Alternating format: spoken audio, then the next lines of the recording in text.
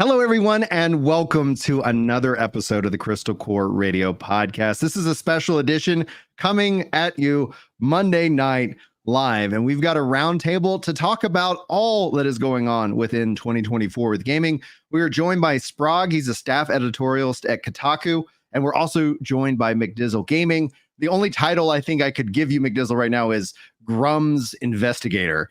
At least Ember Investigator, but we also joined by Chris, aka Gaming Kinda. So thank you all, gentlemen, for making time today, because this is, I think, a really interesting conversation that continues to happen online.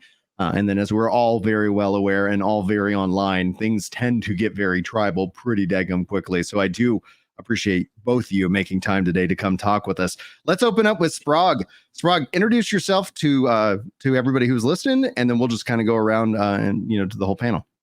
I think you kind of introduced myself already, but yeah, today I'm just going to be a guy, and we're going to talk about some video games and what's going on in the gaming sphere in terms of what gamers think and what do the industry leaders think.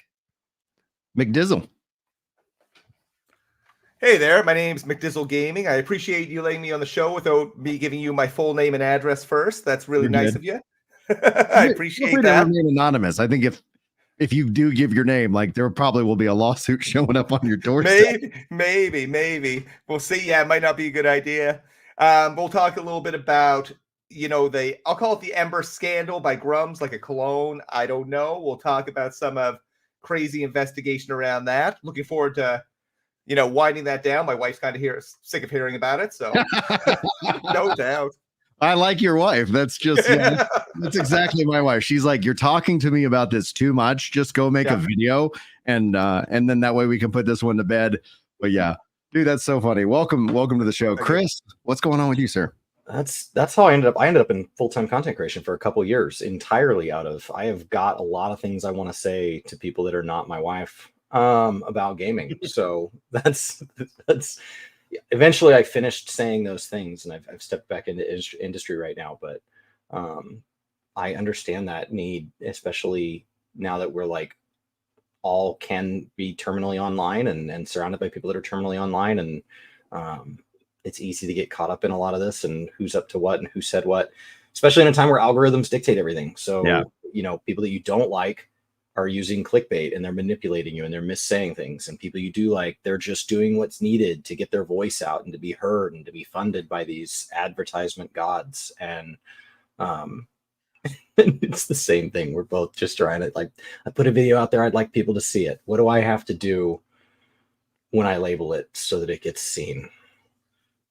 Yeah, that's one of the things that I want to make sure we get some time to talk about today, especially because I think a lot of what is driving all of this conversation is algorithms. Because when we talk about legacy media in terms, and when I use that phrase, I'm talking about Kotaku, I'm talking about IGN, I'm talking about these sites that have to now compete with YouTubers like myself and others. And that has caused, I think, a lot of what changes we've seen over the last 10 years. It's out of desperation in my mind, because if they aren't clicking on your article, if they aren't viewing your stuff, then you're as easily as forgotten. And and what's getting shared is video in this regards. And so that's where I think things have gone. But I want to bring that back to the panel here in a second. I do want to open up with this conversation about Grums and Ember. This obviously kicked off because we had Grums on the podcast recently, and Ember is his fan-funded game that he has been working on for, right. I won't say 8 years, because we know he took 2 years off, but 8 years in terms of its timing. And that about 6 years, right? 6 years of development. Yeah. Go ahead, Sprague.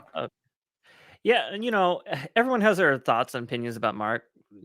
Whatever that is, he's earned a reputation for being this guy who wants to release this game that he's been working on for a really long time, has done a lot of fundraising for it. And I know, I'll kick this over to McDizzle in a second, but the way that I look at it is that he talks too much and he does little walking. If that makes sense. He's a lot of that a lot you of can words see without is what I would add, because words are all that X really has. So behind the scenes, we can then only speculate. But yes, Mark is on Twitter quite a bit. What do you think? He's very close to his chest when it comes to like what he's actually doing in development for the game. McDizzle? Yeah, I guess to add to that, I don't disagree with any of that. I mean, it depends what type of context want to look at this. I think it's pretty shocking to see the amount of money. More shocking, the lack of transparency since 2017. Like when I went back, it's interesting because I went back and listened to the podcast he had with you, and I'm like, he's bullshitting them. I could even see Ginger, the kind of look on your face as he was explaining stuff. I don't know what was going through your mind at the time, but at least from an outward perspective, I'm like, this doesn't look like it makes sense to him. To give you insight to how I think fan-funded video games is a huge mistake. And I think, to state this very clearly, the one biggest mistake that I would hang on Mark himself is that he connected his Gamergate attention with his game. If he had kept those mentally separated, sure, like more of the woke side would still be hitting him up on just that point. But he himself made this connection. And so it is on him to deliver a game. And that's why I think it's a really interesting discussion, because that's why I think your research is really actually quite interesting. But yeah, I'll let you kind of share more of that. But that's what essentially I was thinking when he was talking. It's like, man, Lord help me. Like I'm making a game and nobody can, I'm not opening up rounds of funding. I'm going to fund it myself. And hopefully it's something that's going to come into being at some point. But back to you, sir. Yeah, and it's just it was like like a mini George Santos like experience. The more you looked into it, very easily you just found stranger stuff, like some older person in their late 70s being the CEO of the company that owns Ember, which I found weird. I don't know how operationally involved that person is, but it is a little odd to throw someone in a CEO role that isn't operationally involved with the company. That was just a bizarre thing. I don't think that's a denotion of kind of no. You could set up a company if you want. The meeting of the CEO can be it's a paper title. I started a company in college, and we had a meeting once a year where we split a pizza, and we went back and forth and discussed the jobs that we each held as we were each like multiple of these board positions. Big company like that on its own is it's anecdotal. It's interesting. That's about it. It's just interesting. Maybe they did the same activity than this older person. Is transparency your biggest issue with Mark? I would say after digging into it, so my motivation for digging into it is I was never a big fan of Mark, just because it strikes me as a snake oil salesman. I think he speaks for amplifies the voice for a lot of people, right? I'm not going to push aside people's interests, people's opinions. They can have them, take them for what they are. And there's people in that space that might share that space with those same opinions as Mark, which I guess in my soul, I feel have a lot more sincerity. Maybe even yourself, Ginger. I could be wrong. You ask 10 people on the internet, you're going to get 10 different opinions about me. Exactly. So I thought the guy was full of shit. That's just the vibe I got. I heard people talking about his scam of Ember. And, initially when you look at it, Nick Lander did his very superficial kind of investigation and really just didn't dig in very deep. He had a lot of incorrect information, and, that'll happen if you correct yourself. Cool. But I mean, he was talking about $100,000 when the scope of it was much more. And I guess to answer your question, I guess some level of transparency around it, that's part of it, because that was one of the selling points. I believe Mark said it was either on this podcast or another one. We're like, we're the most transparent, and it may have been another one, but I think it was this one. Dude, Star Citizen gets most transparent because they literally show you the I saw that. Yeah. Anyway, go ahead. And talked about accountability milestones and the time that your podcast was just, some months ago with him. There's been no documented milestone since like 2018, 17, 18. So it smelled so much like bullshit. It's tough not to call out at the time. So that was kind of my motivation. And secondly, it was just like throwing stones from a glass house. How can you have such strong opinions on, I don't want to discount the actual opinion, what's coming out of his mouth, but I couldn't in good conscience be so full of shit and then have, all these divisive opinions about gaming without cleaning up my house first, I guess. And there's definitely a lack of empathy in some of his views, where like he feels very confident that his view is right, but has not for a second considered what would it be like if the other guy's right. And that's kind of what keeps a lot of us from putting our foot in our mouth, is that we go, well, what if there's more to the story?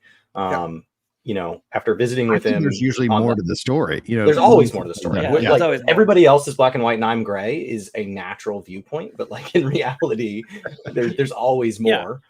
But you have to consider it's what he puts out in the world, right? And so you have to look at it from that lens. Like, he took 2 years off, presumably from a sickness or something that's going on in his family sickness, as he said. Yeah. And that's fine. Being transparent about them, being able to say that it is going to earn you a lot of respect. It's going to earn you a lot of empathy for your situation. But at the same time, he's like marrying his like account. He wants to be a social media gaming news enthusiast. He wants to be a CEO, project owner of this phenomenal game that he's working on. Sure. He wants to change the way the industry is, and he's just putting himself out in different which ways and cultivating audiences that I don't think are going to follow him in the long term. I think they're there just for the right now. They're not really there for what he can actually produce. And that's interesting. It's almost like a numbers game, though. If he has 200,000 subscribers, 1% of those support his Patreon. That's exceeding what is like that 1,500 or that was kind of the entire internet's funding model. Like that's but you're every also press outlet, that's every YouTuber. That's right, McDizzle. What was that? So you're also part of that 1% because you recently decided to be a backer of Ember. I think so. Yeah, I am. I couldn't log in the other day, but I could log into the game and play around. I don't know. I'm sure he got a little fed up with me.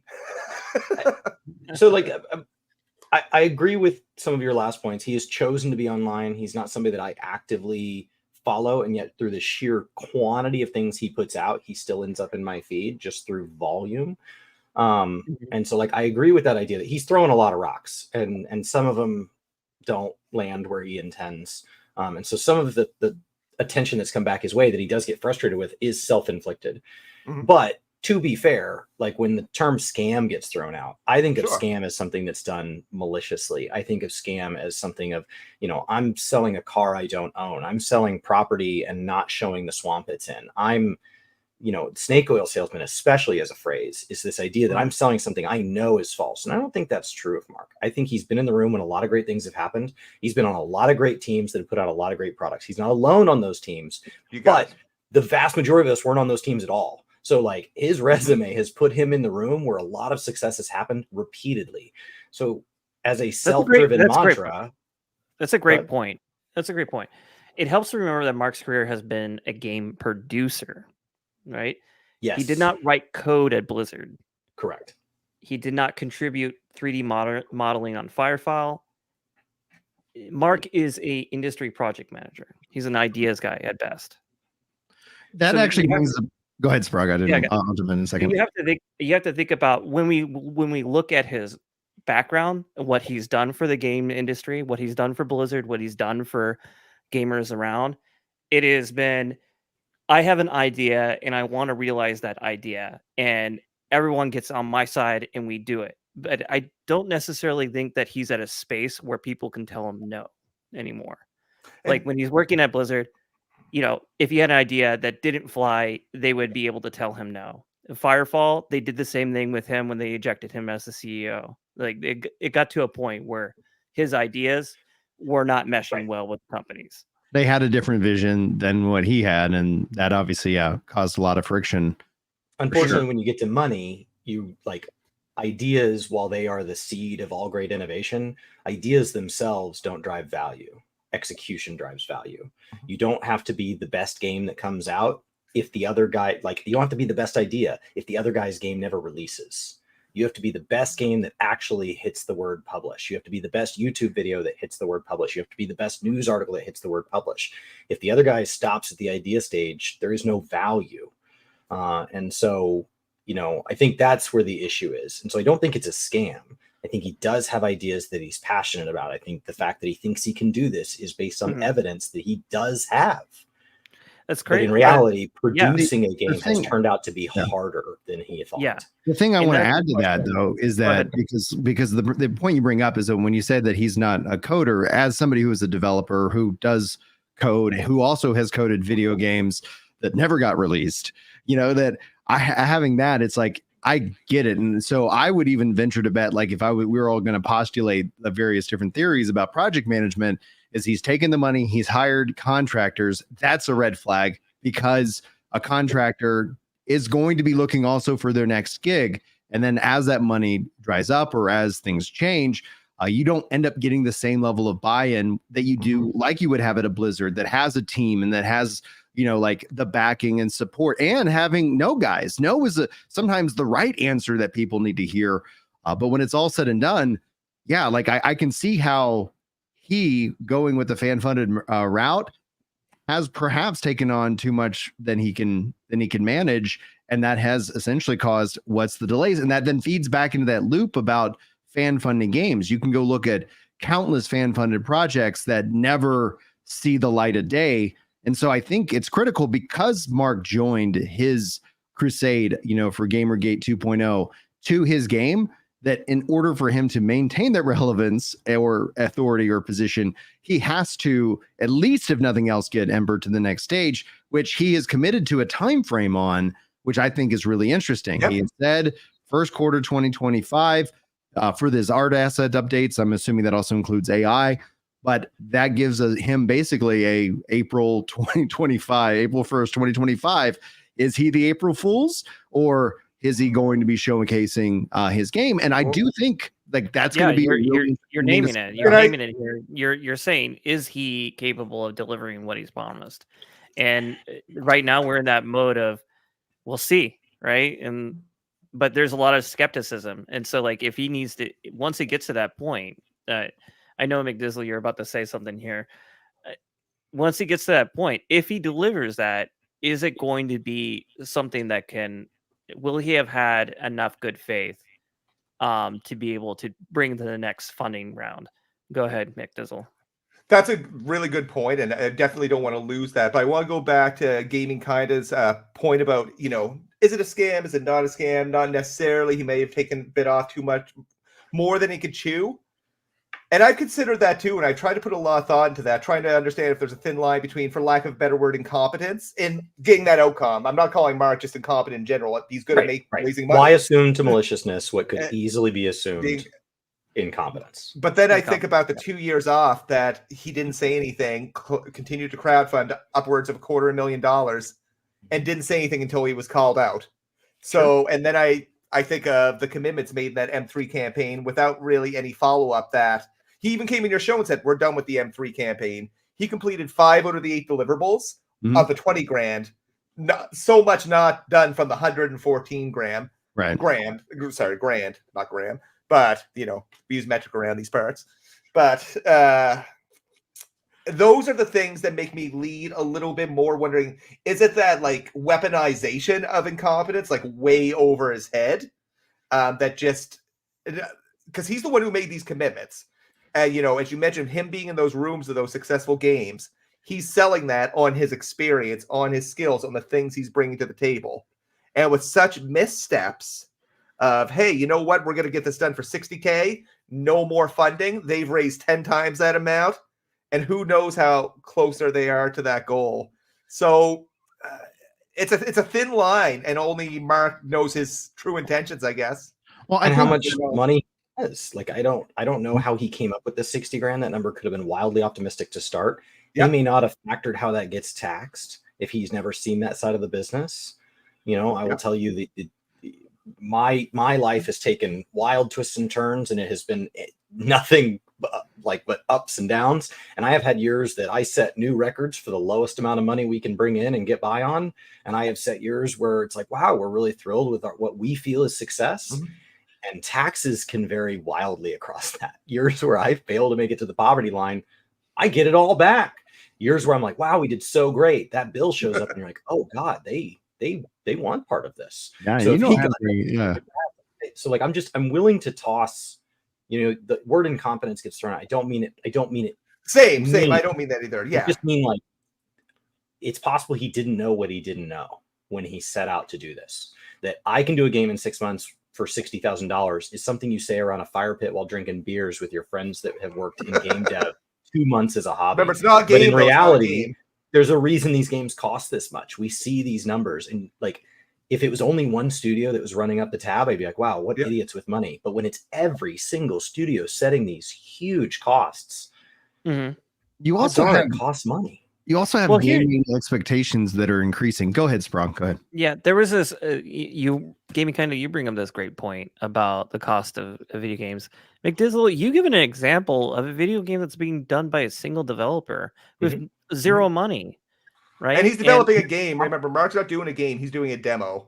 So he's not developing a game right now. He's doing a demo in order to get more funding for but this is a false equivalency that happens within game development all the time. One person versus one person and all the other stuff. And so we only end up seeing the end product when it comes to games, but like we can extrapolate that same, and I've seen that same argument made about Studio A versus Studio B, and Studio B produced a better product on less money. And that like it isn't a one-to-one comparison. So what I'm trying to say a little bit. Go ahead. What I'm trying to say on that is that Mark, he has to rely on hiring contractors. And that's really difficult because you have to figure out if that person is going to make the deliverable happen. And you also have to really do a lot of like education around what you're trying to do with that deliverable, when he could be talking to industry persons who work in those industries to help make his ideas happen. But it doesn't really necessarily seem like he does that. It seems like he just kind of like, we'll do this art mock-up here and sell this to the gamers. We're going to do this other thing over here. We're going to do a 10-second video of our model that we rigged and have that an example, and then reuse that example 3 years later when we haven't done an art refresh that we're promising for Q1 25. I mean, it's kind of difficult even to think about how you deliver a game when you're not working with people who believe in your project. Yeah, it's incredibly hard. That's the thing. Like we could also point to Halo as another good example of contractors being perhaps a part of the problem, and Microsoft's own policies that has shot themselves in the foot repeatedly. And obviously that's at a much different scale. What I think is interesting though, especially about this, because McDizzle, you brought up the point that it's a demo. It's not an actual game. So the third, like his deliverables is a demo that he wants to use to kick off a Kickstarter. And I think the other thing that's also playing a role here across this entire thing is that there has been so many changes within gaming over the past 8 years. So things like Kickstarter, like, will he be able to get any rounds of funding? Like, honestly, that's going to be up to the people who've already backed it so far, and if other people are interested in the project. But that is still nowhere near where he wants to go and the funds that he needs to deliver. But that in and of itself puts him, I think, in a pickle, because then the question ends up being is that the thing we've learned about Kickstarter is that it isn't actually the money from Kickstarter that truly funds the game. Kickstarter is just a marketing strategy within that, and there's other funding that's usually coming up behind it. So if he can't do both of those, well, he releases his demo and then he says that's what we've done, right? But then I think there's still a big hurdle that's coming up for him in this game after that. Do you think though, that McDizzle, that let's say he does deliver on his promises this spring and first quarter, and he releases his demo, and whether he does a Kickstarter at that time or not, I would say let it cool off, let people play the demo, and then do maybe another internal round before you consider going wider. Do you think what you're doing though is the best marketing that he could hope for? I'm sure he doesn't appreciate it, but attention is the currency of the internet. It isn't not good attention. If it is not attention, it's all just attention when it's all said and done. What do you think? If it is, it is. If it isn't, it isn't. I don't really care. I just find it a really interesting story. And what really led me on this is I have a buddy of mine who covered a lot of the Mr. Beast stuff. His channel grew from like 2K subscribers to like, he's 25, 30. He's not huge, but he had a lot of quick growth. And I asked him, what's up? Any tips, any suggestions? Find a niche topic? That's what put me on this. That was a niche topic that no one really covered at this level of detail. So I don't care what he does. Like, I hope for the backer's sake he release. Like, what I will say. I hope Mark is successful in releasing his demo. A lot of people have backed it. There's been a lot of kind of shady expectations. I don't know how you just can dispute that based on, his own words have been his biggest enemy. If Mark would have kept quiet and communicated a little better, probably wouldn't even be having this conversation right now, to be completely honest. And I think that's where some of the challenges lie. It might be good attention for him. If it is, it is. I suspect he's done more work in the game in the last 2 weeks than he has the last 2 months. I suspect. If I had to take a guess, I could be wrong. He's been very quiet. For the back roll. Yeah, that in and of itself seems to be like everybody's winning if he's working on the game kind of mindset. I'm getting a producer credit. Right. I want that producer credit. No, I'm just kidding. I think that's the difference. Showing work is the difference between Star Citizen and Ashes of Creation. You talk about 2 games that haven't released. The more you show, the more credibility. Like, as much as people rip on Star Citizen for just being like Store Citizen, but there's not a game and it's just a chance to be a backer. There looks like there could one day be a full-fledged Star Citizen that's released. Whether or not you like how they've raised money, whether or not you like the game or ever want to give them money, it does look like it is a game that will release more so than Anthem ever did. I don't feel that about Ashes of Creation. I have friends who've been waiting for it, who want to play that game, right? And I think that says a lot, right? There's a lot of people waiting. And going back to it's Emater, right? Ember? Ember? Yes, Ember. I said it so different ways that Emater, like tomato from Cars, is like seared in my head. He's also releasing an electric tomato. Some people might recognize me on Twitter. They think that I'm a huge Mark hater. I want him to release this game. I would love for him to prove that he can do this and it be successful. I think that would be great. It'd be a great foot and mouth moment for me. I want him to do that. That's how I feel about Ashes of Creation.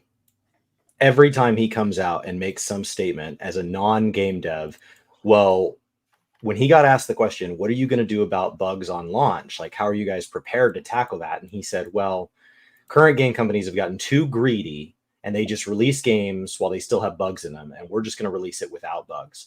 When people say things like that, and I want Ashes of Creation to release without bugs, but also some part of me just wants to see it tumble down a hill. And that's how I feel about like the Ember thing is like, he said enough things and he said enough inflammatory things. And he said enough statements like on the podcast when he told me that we are not better at representing a wider set of gamers or making games more accessible, even just on a disability front than we were 20 years ago. That doesn't make sense to me. I can agree with a lot of things you're saying, but that doesn't make that's just patently false. And so like when he says things like that, it makes you then look to the project and push those feelings that you have towards some statement he made in his 200,000 Twitter posts and put that on the game. And the game doesn't really deserve that. The game is a game. It's an idea. Hopefully it's fun to play and people put a lot of money into it. And I want the game to succeed, but it is easy if you have any frustration towards Mark as a person and the things he said to go, then that makes the game a scam. And I don't think you can make that jump. I think the game has been poorly run and poorly managed, but indie dev crowdfunds and then fails to launch game is not a headline. Like I guess what would be the threshold for you to call it a scam? What would be your threshold at this snapshot in time? It's not done development, because that's sometimes the only way to post-mortem to see that. But currently in development, what would be your threshold? So scam is when it starts to outright cross into intentional lies. And so if he started to take assets from other games or pay somebody to create basically a fake video that looked like gameplay and then say, we hit the milestone, now I'm going to hit the next milestone, give me money for that. And what he released isn't real. When there starts to be just patently, it's not, hey, I said I was going to be at your house by 6 and I got there at 6:30. Am I a liar or am I just bad at being on time? You know, you have to question that. And if you have a friend that's always late, do you eventually start to just hate them for that? Or you go, he's always 30 minutes late. And I don't know. That's up to the individual person. I think that's what's happening. 2 years late, though. 2 years late. When I say not even 2 years late, that's the one that really got me. Absolutely. It was just and the 2 years off is the closest to scam of anything he's done. Yeah, I would agree. That's the 2 years off is the closest thing to crossing that word. The closest, but also at the same time, as long as he communicated that he's taking that time off to the people who have backed him, and for the reason which he doesn't need to go into from a family perspective, like that is a perfectly okay thing to do, because the only people who he actually needs to answer to, it's not me. Honestly, it's McDizzle. McDizzle's the backer. If you've backed Ember, Mark is, you know, at least accountable to you as somebody who has, you know, has bought into one of these different phases of funding. So that's that from my perspective is like life happens, right? We all have things that can come out of nowhere and just like slap us upside of the head, you know? And it's like, okay, I wasn't anticipating that I was going to be needing to be a caregiver or whatever, you know, whatever as it was. So like, I don't necessarily find fault, but I do agree that it's like, if all of a sudden he just disappeared off the face of the earth, it's like, well, he just took the money and run, but he hasn't done that. He's actually, you know, he's still working. He's working on it. Absolutely. Yeah. I'd agree. I guess the 2 years off thing that gets me is he did tell his community, but not until after the 2 years was over. That's the problem. That's the thing. Yeah, I want to go back and see receipts on that. If that's if he literally was still putting out tweets saying working hard right now, and there was Ember skins for sale. I got some of those. Done. You know, because I saw one article was like, oh, see, and he's still selling, and then I went to that page and it looked like it was still selling, but when I clicked on the link, it didn't take me to the cart. So the page was still up, but it didn't go to the cart. And it's like, so I was like, once I dug a little deeper, it didn't look to be as malicious as the article that I read was. And so that's the same thing. So if he releases what he said he would, Q1 of next year, then we're good. And you guys just bought a product that's delayed. We've all done that. We've all bought something that said it would be here tomorrow, and then Amazon sends that little email and goes, "Oh, tomorrow." If you're a betting man, like, do you think it's going to happen? Do you think he's going to have a demo? I wouldn't put my money in the bucket, but no. I'm not willing to call him. Well, I'm not willing I to put say someone else's, not mine. Before Q1 of next year, I'm not willing to say, "Wow, what a liar." I'm willing to say, "Okay, I'll wait." Yeah. Before Mark committed to his time frame, like one of the things I've been working on is a video about this subject. Yeah, looking through what McDizzle has done, and it's going to be my most non-viewed video that I've ever made, because I find that the more work I put into something, the less attraction it gets. But I've been filming and then like retaking, and we've been editing and coming back to these different things, and ultimately when it's all said and done, I'm like, okay, like, what are the odds? And so he put in, he then committed after I had like filmed some stuff, first quarter 2025. And I was like, based off of what he has said, what is shown, what is being memed or displayed online, and these art assets that he says that he has that they're going to put in the game, I'm like, I was already estimating April 2025. I was like, this is definitely from a professional perspective. Like, if you're asking me to put in a level of effort, I'd be talking, we need at least 6 to 8 months to do this, what he's describing to be done. And he committed to that same time frame on an upper echelon video who talked about the subject, which I was like, okay, yeah, that checks out. That doesn't mean there won't be delays, but I think that based off of everything he's committed to, he's pot committed. Like, you've put it, he's pushed in the chips, and it is in his best interest, I think, and also into his backers' interest for him to succeed, because like, he does have that pedigree. And that's one of the reasons why I think people find him also so frustrating, because he's not a nobody. Because if he was a nobody, nobody would care what he thinks. Absolutely. Right. You know, and it's like, it was like, oh, random person online. In fact, that's actually one of the things that he wouldn't gotten the money, but he wouldn't got any attention about it, especially if he had an opinion about Gamergate or whatever else that he's talking about online. And the key aspect of that, when I think about just that aspect, he is obviously like getting traction. And then I said I wanted to talk about this a little bit earlier in the show. This is, in my mind, I see just the algorithm at play. The algorithm incentivizes you to stick kind of with a message. And so we see these tribes forming, the woke versus the anti-woke. McDizzle highlighted a very algorithmically true statement. Find a niche and focus in on that, and you grow from that, and then essentially eventually you pivot into other things.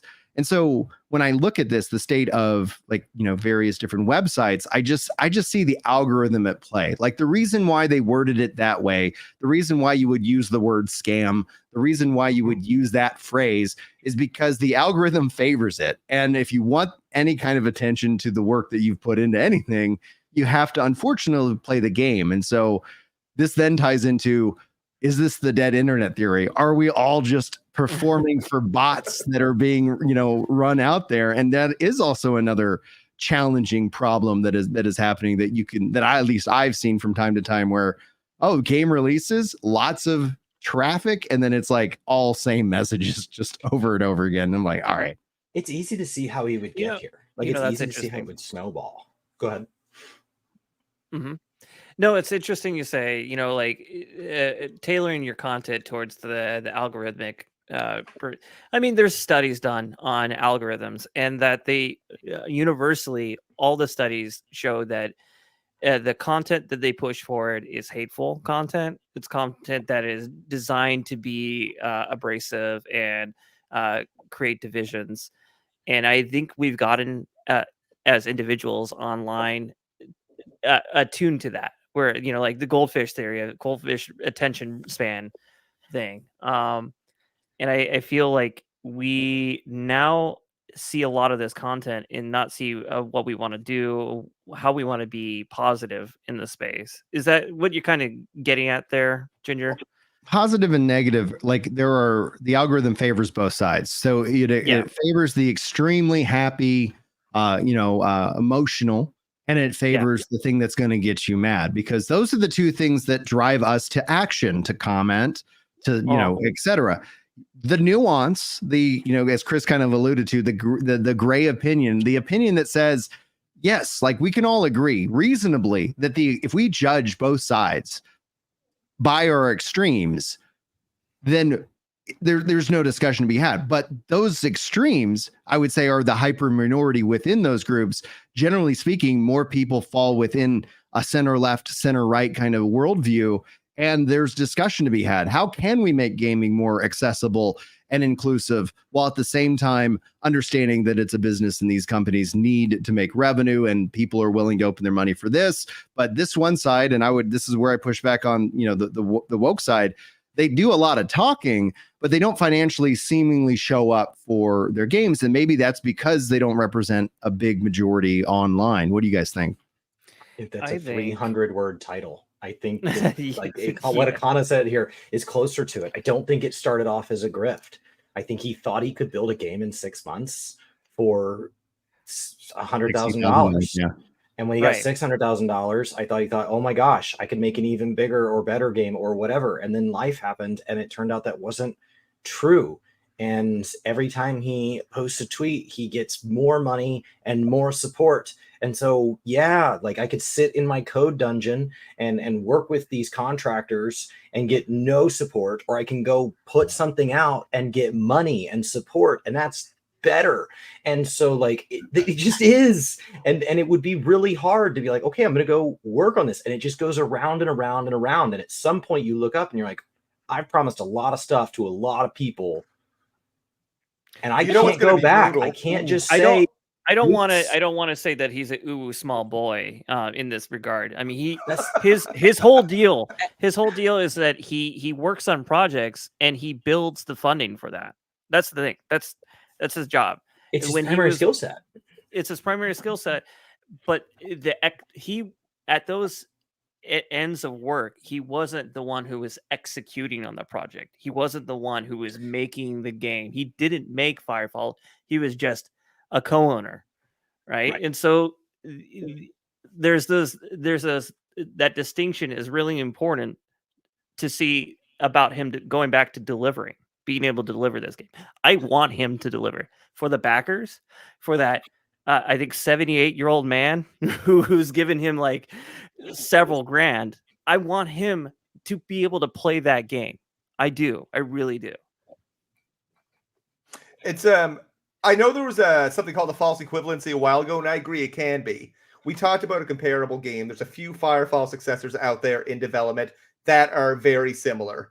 I think the example you were going to bring up, Sprague, was Nexus Drop, which is something that another guy's working on. Very similar game.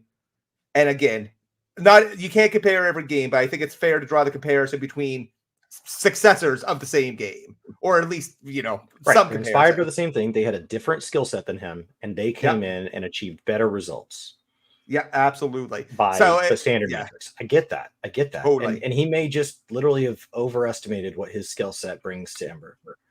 That's wild to think, though, as someone who's been an executive, who's worked in the industry, lauding his I don't know. I've been in a lot of C-suite meetings. I don't think it is. I've been in a lot of meetings, and I'm like, how in the hell am I reporting to you? Like, same. They're just people. Same.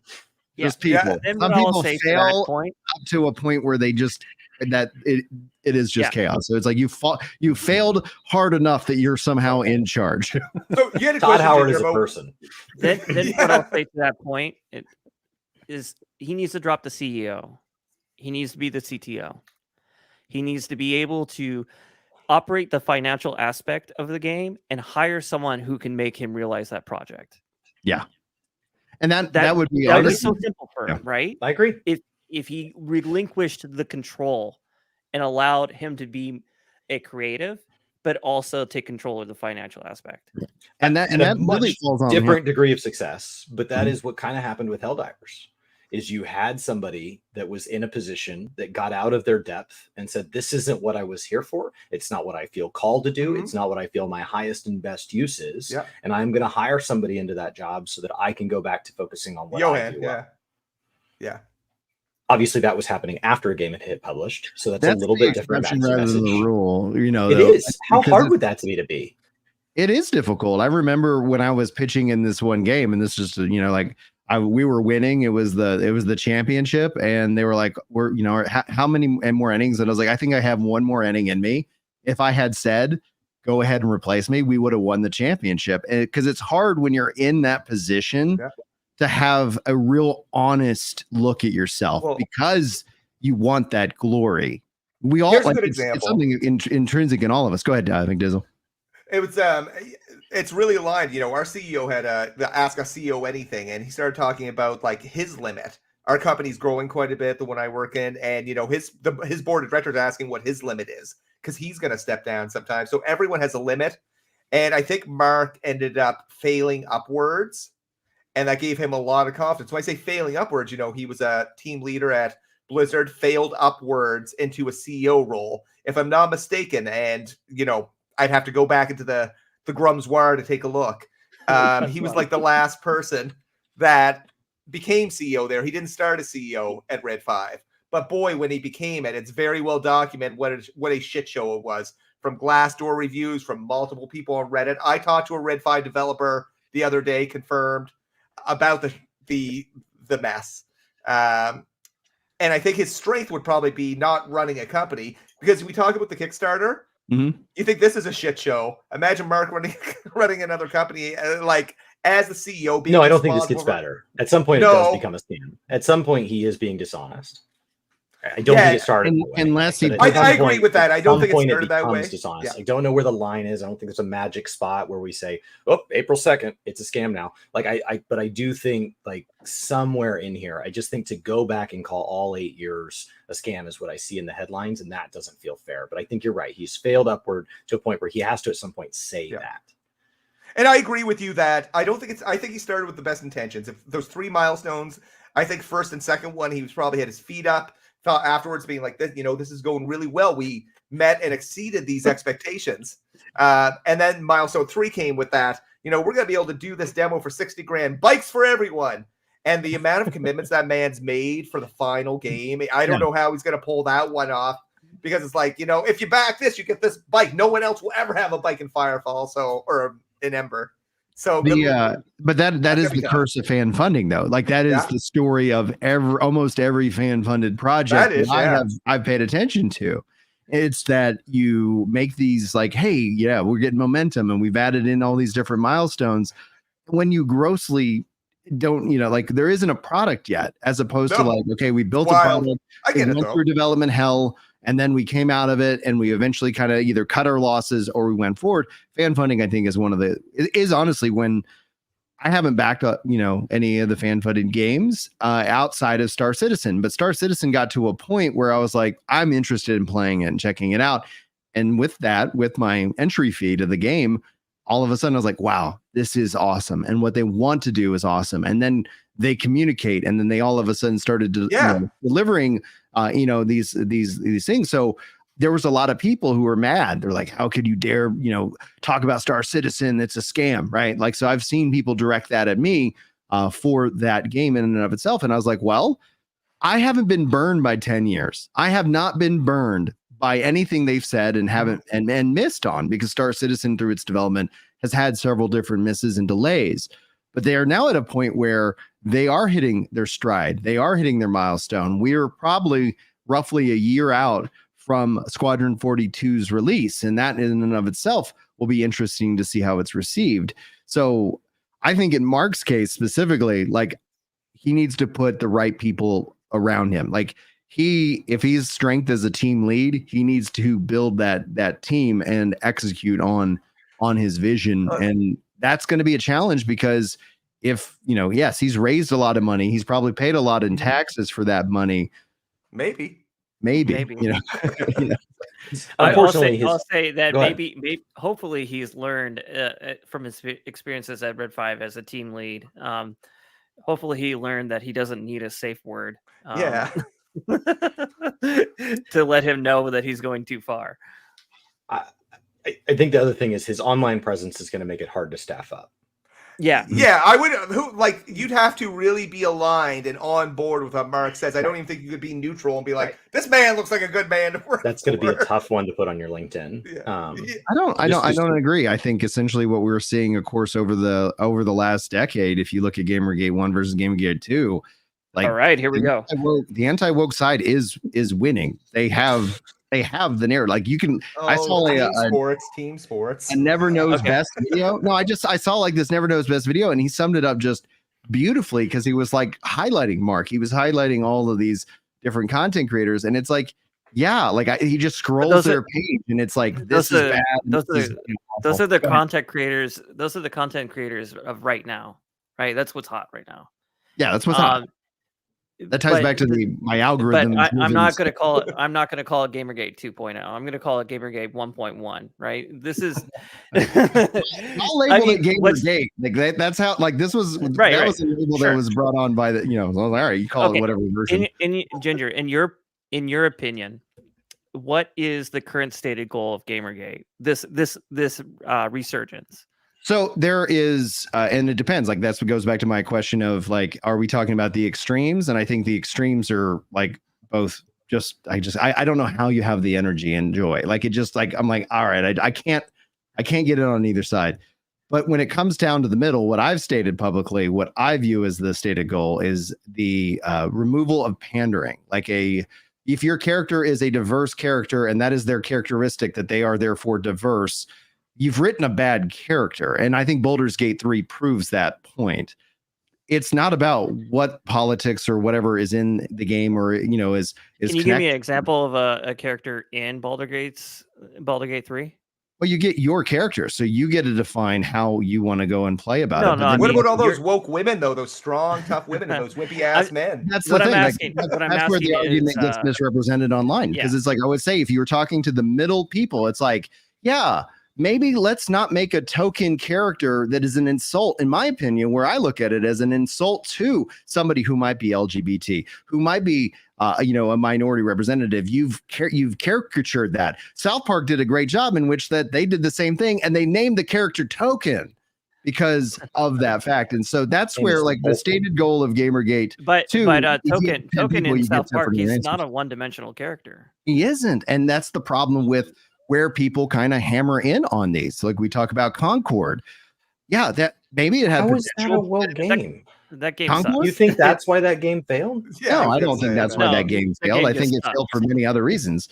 No, but it failed people for actually praise Concord. That was some of the things. Like I saw an article, like somebody like, just let it go, man. Just let it die. It's So like anti-woke can say that they're winning the game because they define the score as anything they determine woke fails. right. They moved and the anything that they don't goalposts. determine woke wins, and then they go out and label Concord woke and then claim it as a win. I don't think anti-woke is defining their side as winning. I am defining that side as winning because of the narrative and how that when you think of the demarcation of news and media, people have their echo chambers. And what are people going to? Well, they're not going to Kotaku. They're not going to IGN. And we know this for a fact. Are they going to that birthplace? They're going to YouTube. They're going to YouTube. They are still going to these you sites. See people read that birthplace. Well, exactly. They're going to watch a YouTuber read an article written on their site. And I'm myself, the most boring content, by the way. If I was IGN and I was an owner, I would be so stressed out because there isn't, and that's where like I get stressed out because I've had Asmongold react to my videos and he kills my videos. And I'm like, I messaged him, I was like, please, 2 weeks. You can react to anything you want. Just give it. I thought that guy played WoW. I thought he played WoW. Asmin? Yeah, Asmin used to. Like he does on occasion, you know. So he's not a gamer anymore? He's more reaction content. Oh, he's his gamer cred, right? So it's like somebody that's hit the level of physique that they want and they go to the gym the exact number of times they need to. Yeah. And no additional gaining needs to be had. Yeah, it's like The Sims, right? You know, he's pivoted, right? He knows where he makes his bread and butter, which is fine. I think that he has some of the dog shit opinions ever. He was saying the other day that Sims is dead because he was looking at some Korean game that had better creation tools. I was like, yeah, it's whatever. It looks I heard like about Sims. that actually. Yeah. But how much of that though is then engagement? Because it's that like at the end of the day, he knows that he like his titles on his videos. Like if you were not him, like people would hate. Like he's so big that it's like it doesn't matter. He can say whatever the heck he wants, and the more that he does do that, it's almost compulsory. The solution is if you don't like those views, the mute button is a perfectly great tool to use. But there's this compulsory that I see that even in me, like the need to comment, like the need I have to share my opinion. I'm a part of the problem. Let's not deny that fact. We're all like content creators here in one way or the other. We see in ourselves our own hypocrisy, and we see it play out online in different scale. And Asmin is clearly one of the big ones. I do want to highlight one comment because I do want to get back to Sprague's point real quick. But Akana says they disagree. The average person isn't remotely aware or care about these weird obsessions. This is true. However, the average person will also tend to lean or absorb whatever information is getting put in front of them. So if algorithms are pushing that narrative, that is going to be what it is. That's why when it comes to any game boycott, if you make a good game and you try to like say that it's bad for whatever reason, you end up promoting it. That's what I asked earlier with McDizzle, but we saw that very thing play out in spades with Hogwarts Legacy last year. Like at the end of the day, all that has to do is a good game. Weird. That whole thing was really weird. What's your perspective? But the perspective on Hogwarts, I think that it was a debacle. I think that people should have listened to their trans allies about how it made them feel to be playing a game from a out and about transphobe J.K. Rowling. But there was a lot of things that really drive that in a negative light. Instead of actually having a conversation about what we can talk about, being more supportive of our allies, we had a conversation about witch hunting people, and that was not the intention. The intention was like, hey, this game makes me uncomfortable, and I'm friends with you. Can you maybe not play that? And that's a fine ask. That's a tall ask, but it's a fine ask to ask someone that. That wasn't what was ended up becoming the ask. That might be where it started, but the intentions don't necessarily mean that things don't then spin out of control. On the back end of that, I know that during that time, it was also during the year where we were really drilling against LGBT values from the conservative right. And during that time also, there's a little known site known as Kiwi Farms, and they love to do harassment campaigns, especially in those things. So when Hogwarts was coming out, they glommed onto that. They started doing a lot of crosstalk on Twitter on that. So a lot of it was driven from the sentiment, and then became transphobic witch hunting. And so we have to be aware that these movements can be co-opted at any moment. Right. Well, and that's a really good point, because that's what another question I had for you guys just in general. Like, what is the what degree of sock puppet accounts do we think are playing? What degree in bot on farms? Twitter? On Twitter? And on YouTube and all that. At least 60%. 60%. You think 60%? I think there are more there are more people who are just on there constantly. I mean, we saw a surgence of users when India became more online, when they started having more access to cheaper cell phones and stuff like that. And so there was a lot more of those individuals coming up. That's why President Modi has a really large following account. For example, like it's just like put that in the law, like, I am your president, you must follow. Just a quick note. I know you were talking about harassment campaigns. And I'm not going to tie this into Grums starting any harassment campaign, but I'll tell you one byproduct through all this is I've received numerous messages that was kind of almost like a collection of greatest hits of people that Grums has wronged in one way, shape, or form. Like, this guy made my own life hell all summer. Thank you for this. Like, and that was just a unexpected byproduct. But if it didn't give a sense of satisfaction, because I think there was some people that were, I won't call them nobodies, that's not appropriate, but someone that like an account that big probably shouldn't be targeting with like libs of TikTok, like things like, I wonder what they mean here with this.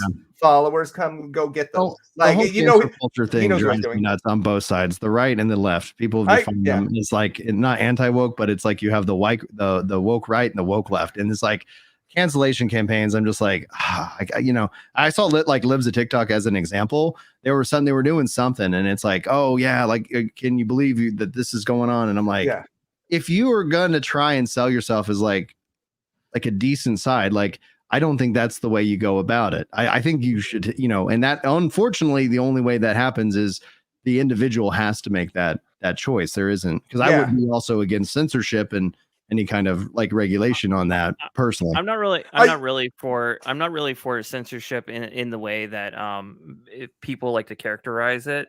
Mm-hmm. But I do understand that when you have a galvanized group of people and a large account following, and you make inflammatory comments about a hospital, and that hospital days later gets bomb threats, I'm thinking that you have a little bit of responsibility to your following in that case. That is just giving one perspective of what happened last year with Chaya Raichek's account from Libs of TikTok. And that continues to happen when she highlights a individual or highlights a group of people. It continually happens. And it's also happened with the rhetoric on the right with JD Vance in Ohio, for example. Mm-hmm. Now, Springfield, Ohio schools are getting bomb threats. They weren't a week before. And that's important, that you have some level of responsibility to your audience. Yeah, it's not just cat memes. You have to be aware of the place that you have in the world, and then context matters. I think where I struggle with this conversation is it quickly becomes there's people wrong on both sides, and I don't think it's a both sides issue, because that implies that wrong has blanketed everything and there's no escaping it. It's really that specific behaviors are wrong regardless of where they come from, and they are wrong intrinsically, and that sometimes a group of people is committing those wrongs over and over and over. But it's not the core idea that if you are conservative or liberal, you are intrinsically wrong. It is the idea that your best persuasive method is to spread hate and to spread fear and to encourage people to attack and move to physical forms of violence because your ideas aren't strong enough to stand as just ideas. Right. Yeah.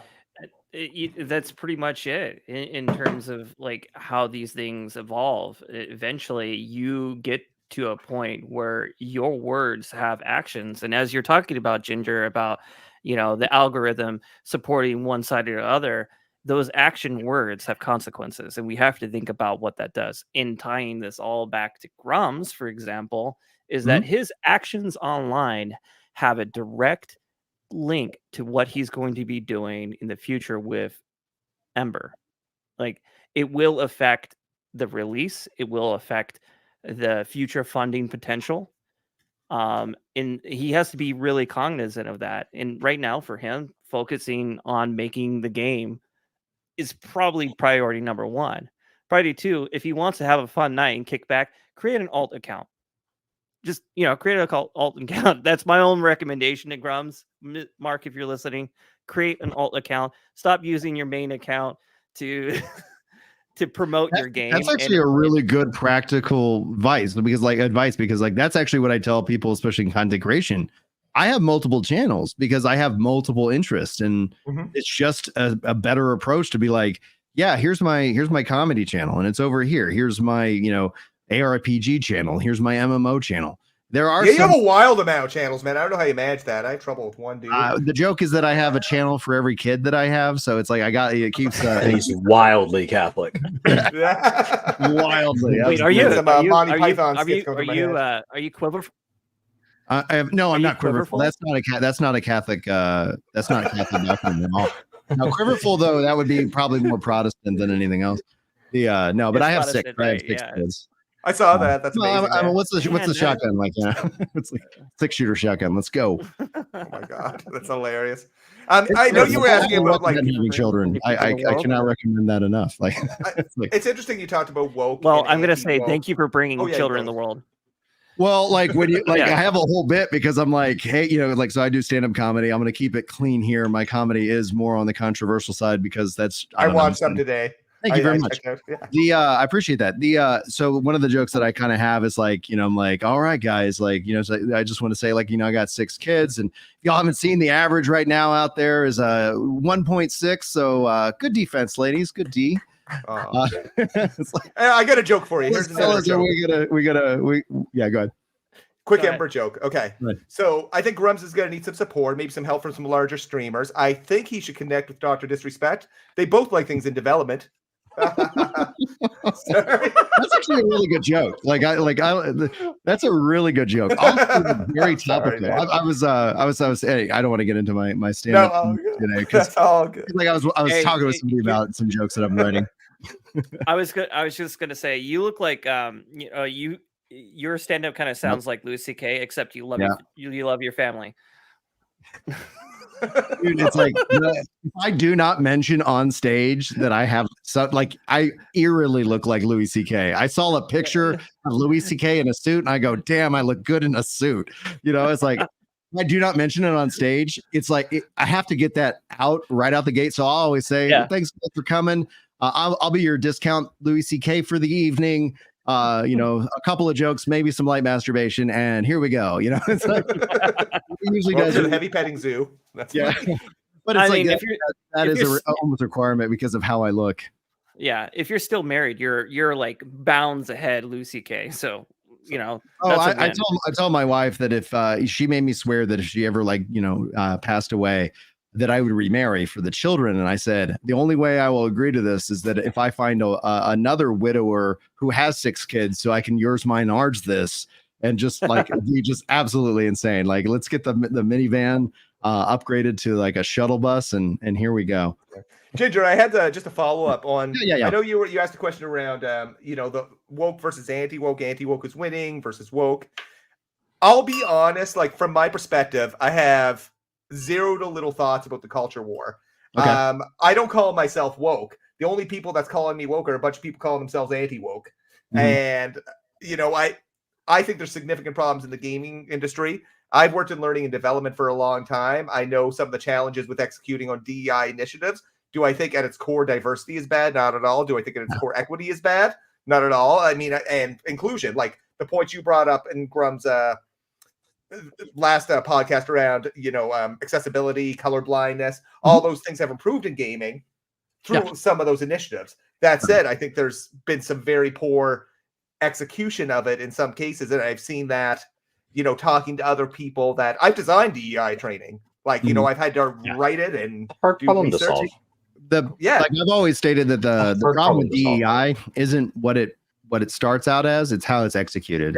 Because we as human beings, there's so much history of our race having that sounds like a great idea, and then doing a piss poor job at putting it into place. But you throw the baby out with the bathwater.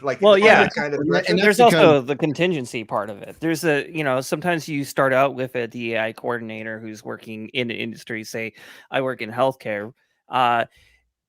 DEI coordinator is going to be focused on making sure that healthcare persons is capable of serving all diverse populations of people, all cultures and stuff like that.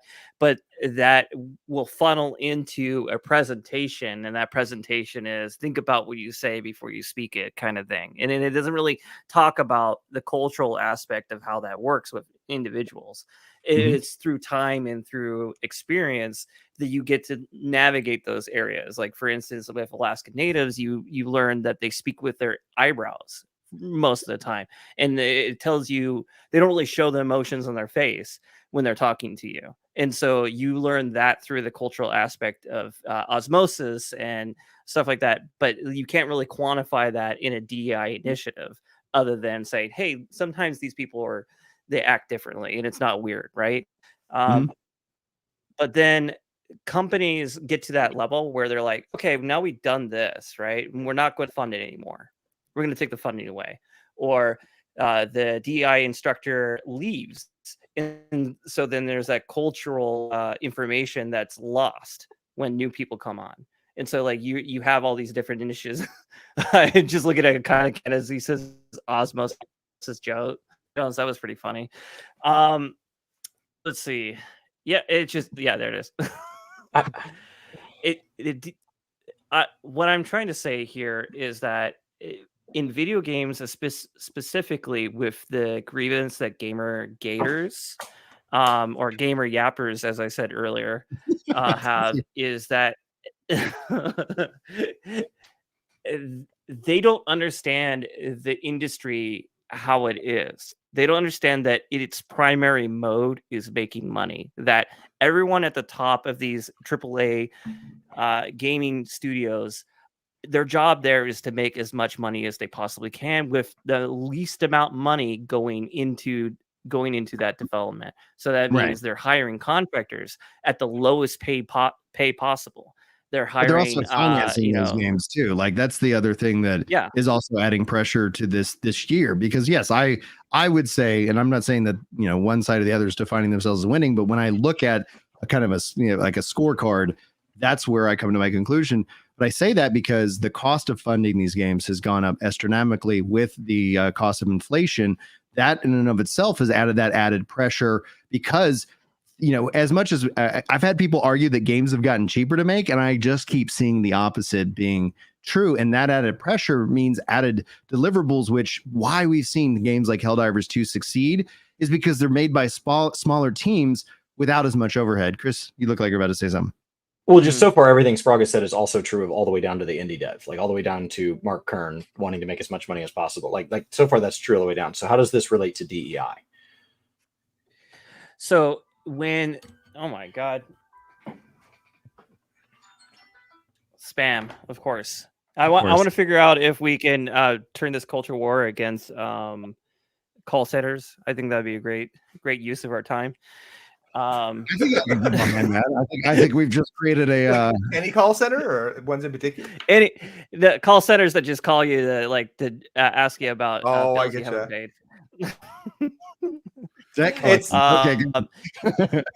No, coming back to DEI, it's just there's this belief that if this company does ESG scores, for example, that demands that a certain feature needs to be part of the team, demands that this certain thing needs to be part of the game.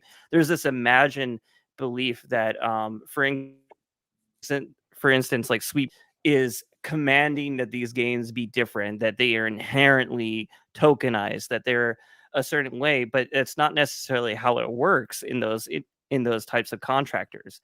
How it does work there is that I have this character that I'm building out and I want to be culturally relevant. I want to be sensitive here. And they contract these companies and they make suggestions, but ultimately it's the development team that's making this, pulling the trigger on those decisions. But at the same time, you have developers want to make games. They want to make the games that they want to make, but also their publishers are saying you need to release this deliverable now. And what we're seeing is AAA games are being released way too early, being released buggy on day one, unplayable practically, or even just not even doing the relevant amount of market research with Concord, for example. Yeah. 8 years of development, Sony bought it because they want to break into the multiplayer market. They have 12 titles until What a stupid 2026. And then It's- they showed off that game and followed that game up with a better looking version of said game with Marvel Rivals. Like that was where I Right. was like, oh, this looks interesting. I might be willing to check it out. I'm interested in seeing if Sony can add in this to their, to their lineup. And then they, in the same presentation, showed Marvel Rivals, and I go, oh, Concord's done. Like I'm actually I'm more interested in Marvel Rivals because I'm also more interested in playing Marvel characters. And I don't know these, people use the phrase like knockoff, Guardians of the Galaxy. And I was like, I don't know these characters, but I know these characters. Nobody wanted a Overwatch. Nobody wanted an Overwatch with different skins. I don't want it. But like the point is that Sony and these big AAA companies want to put something out so they grab market share. It's kind of like a soda pop companies. You remember that it was a Pepsi downsized their Sierra Mist, right? And they launched Starry, right? They launched Starry because they wanted to capture more of the lemon lime market. That's the pure difference. It wasn't that there was anything market. Yeah, it wasn't that they wanted to create a new product. They wanted a product that was going to be not as old, not as weird, alternate. They wanted to create something that was going to capture more of that market, and that's what Sony does. Is that they're releasing these games not because they believe in the games, because they're letting game studios run wild, because they're letting contractors run wild. It's because they care only about the bottom line. And that's what we're getting right now. And so tying that back to the anti-woke crowd, where they're just saying that, they're making ugly women, they're doing all these different things. And like, that's not the issue. The issue is that there's not a lot being given to these game studios. They're just getting enough funding. The way I would attach that though, is that, and I've said this multiple times, they with those characters and designing like the women that way or these characters in a certain way, they are though giving ammunition for those arguments. So when somebody's like, I'm not having fun with this game, like the human element is to say and to attach like a reason to it. And maybe it is, maybe it isn't. But that in my mind, I go is like, yeah, if you're doing that and you're giving, fuel, you're just kind of, setting yourself up for somebody to make that critique. Not that you can't design characters like that, but I just see it. A lot of it is just additive. Yeah, in a way. Like you said this, I thought it was very fair. You said, like, I think on Twitter to me, like, you're tired of just people saying this is woke and it's bad. Like you want more nuance. You want more detail driving into why is it bad? Take the word woke out and say what it is. But that's why anti-woke, you say they're winning. Woke that's why that side can win, because that side doesn't need they don't need anti. You can just label everything, and then you just get get points up whenever you want. As opposed to one side to explain everything. You'll even see a video detailing like this game is woke, is going to fail. Game comes out and does great. This game's really pissing off the woke community. Warhammer. Wasn't there like a big swing from like everyone was really upset about Warhammer? Like with the custodians or something. Yeah, like I don't play Warhammer at all, so I don't know shit about it. I just know people got upset, and now they're like, Warhammer's great. Yeah, we won. Like, I want to point something out here. I want to point something out here with Solom Argus. He said something. He said, I mean, to be fair, not even women want to see ugly women in their entertainment. Generally speaking, sweat face. So men definitely don't. And men are just a large part of the market. We are the market. I don't necessarily think that's true. I think it comes down to whether or not the game is playable, whether or not it's enjoyable. I don't look at Horizon's Dawn, the second one, and think that they made her ugly, so I'm not going to play the game anymore. I know that Horizon Dawn is fun because I played the first game. I know it's fun. I'm going to play it. I'm not going to care what my character looks like. I'm going to care about the gameplay and whether or not the story is good. But the other factor in that viewpoint is that you just listed a sequel. And when you start to think about a new IP, there isn't any kind of connection that we have. And this is like, why are there so many sequels? Why are so many things IP driven? Because like, look at Sony, Ratchet and Clank versus Spider-Man. Like, yes, there is that draw. And so I think, like you said, with Horizon Forbidden West, they have the little bit more flexibility there because you already trust the product and you like the world and the story and the characters. And maybe you're like, well, she doesn't look as good as I wanted her to, or there's been changes, but maybe that's also the visuals and the lighting, and because the technology's gotten better. Like we had the similar kind of thing where it was like the Stellar Blade, and it's like Stellar Blade isn't a game that I'm planning on playing, but it is just points on the board, like Chris said. And I was just like, I wasn't going to buy it anyway. I'm not going to be mad. Why don't we? How about we look at a game like Stellar Blade or Bayonetta, for example, and not think about it in an anti-woke or woke lens, and just look at the game as a fun factor. Yes, the main Eve is attractive, right? And there is a kind of like perspective there that you can say. And I certainly wouldn't be playing that game in front of children. Right. Yeah. There's no way I'm playing this game and like Julie walks in and like, what are you playing? It's like, yeah, no, sir. but when Tifa comes up on screen, it's like, yeah. Well, Tifa's also like a child, but whatever. Let's see. The thing I'm saying about that is that if we just look at the games as games being fun and not being this points on the board kind of thing, I think we can enable ourselves to have a more nuanced discussion about what we want to see in games. The problem when games fail and games succeed, the games that succeed drive what the industry is going to do. Yes. Right. Yeah, absolutely. So if you have a big game like God of War Ragnarok, it does really well. You have Elden Ring, it does really well. You have Stellar Blade, it does really well. These games that do really well dictate what the industry is going to be like in the next 2 to 3 years. And to your point about games being more expensive now, that's because they get that budget. They get that budget, and that budget comes with huge, huge bonuses for the executive crew. Huge bonuses. Not necessarily all that money is going into development. A lot of that money, a good chunk of that money, is going just for bonuses for those big executives.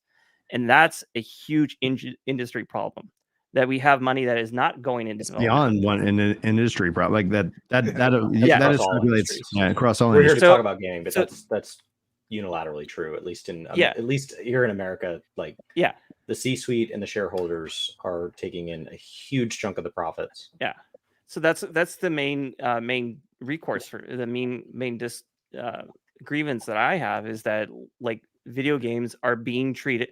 The gaming industry is being treated like any other industry, and it has its rises and falls. And a lot of the falls that are happening right now are just companies reabsorbing these small gaming studios that they bought for millions of dollars, so their CEO can cash out, for some of the development team to cash out. But if they don't make a good game, or make a game that does well in the market, they get absorbed. They don't get any chance. And that's a huge issue for me. The other side of that coin. Go ahead, McDizzle. I was just going to add that, like, I've hired game developers out of the industry. Like, you make more being a software developer than you take a loss. And I always say that the thing I've always been frustrated about, and I've voiced this very publicly, let's say EA, for example, is that EA farms the passion of these young developers, underfunds them so they can't support themselves. And eventually they just burn out because you get tired of the bureaucracy, you get tired of all of those things. And then I think the game industry suffers when, the talent just walks away. McDizzle, you're going to say something. It's going back to the comment that came up there about talking about ugly women in games. I don't remember the exact comment, but it was the most recent one. And it made me think about the perception people have around they'll use the blanket word DEI in games. The Concord characters. It reminds me of a statement that's almost the intrinsic difference between a lot of opinions, which is the interest of many versus the interest of few. And is ceding to those interests of many the right answer in everything? Because someone says I want all women in gaming to be hot, and 99.6% of the people that are playing it are guys. Does that 0.4% matter that wants a non-hot woman? I know that's a terrible example. I don't know if anyone's saying I don't want a hot woman, but it's like interest of many versus. I don't want hot women. I want terrible graphics. What's I think that? I've heard the expression that they want to self-insert. They want something that that they can see themselves in. And Sure. and I'm not judging that. Like it's I'm a white guy. Like it's like generally speaking, Space Marines, they look like me. It's just like okay. But that is what it is. But But here's the question: if they simpler. didn't, would you be mad? No. Okay. I same thing with Well, the whole that's the thing, though. Shadows Like, thing. For me though, like yeah. I'm not an Assassin's Creed guy. Like regardless, Same. like I don't Yeah. care. Like that, and that it's like it's not in a hurtful way. Like it's like some people really are passionate about it, and I think that voice and that opinion is perfectly fine. And some people are also frustrated by it, and I think that voice and that opinion is completely fine. And then yes, the market does decide if people want to show up for that game, and all they have to do is make an incredibly fun game. And I think that conversation, you just see that narrative kind of just kind of go off to the side. But if Assassin's Creed Shadows is not fun, all of the reasons listed prior, all the people get to sit down and say they were right. Look at me, guys, I'm a truth teller, I called this one right. Like that all adds into it. And I've stated this multiple times, there's actually no risk in calling it wrong. If you call it wrong, maybe one person will remember. But if you call it right, like it's winning, and so they're like, if they see something going in one direction or in the other, generally speaking, it is in your best interest to echo the majority of gamers. Chris asked me one time what Clean Prince Gaming was doing. And so for those of you who don't know, he was a content creator. Eventually he sold his channel, but he got really big really quickly. And I said, he's going out to Reddit. He's grabbing and summarizing the popular opinion of Reddit, and he then puts it in a video format, and it grows. And the controversy around him was he doesn't really play all of these games. I was like, he doesn't have to. He's just echoing what the vast majority of people think, and that is being one of his. Yeah, he got upset when it turns out he hadn't allegedly played some of the games that he had put out opinions on, like at all. Right. I think DI on its own is not problematic. The idea that you have these $100 million budgets and you want to take a small percentage of that and hire somebody that is there to help take a look at it from another lens, equal opportunity but not equal outcome is more than fair. Yeah. I mean, we have an entire society, all of capitalism is based on equal opportunity, not equal outcome. That's not how reality shapes up sometimes. But the idea that you would have a group that says, hey, there's been some groups that have been historically ignored. Gaming is more diverse than ever before. Let's get some people in the room that can make sure we're not going to accidentally leave them out. We have $120 million. We're not talking about hiring a 20-person DEI team for an indie dev. We're talking about huge budgets.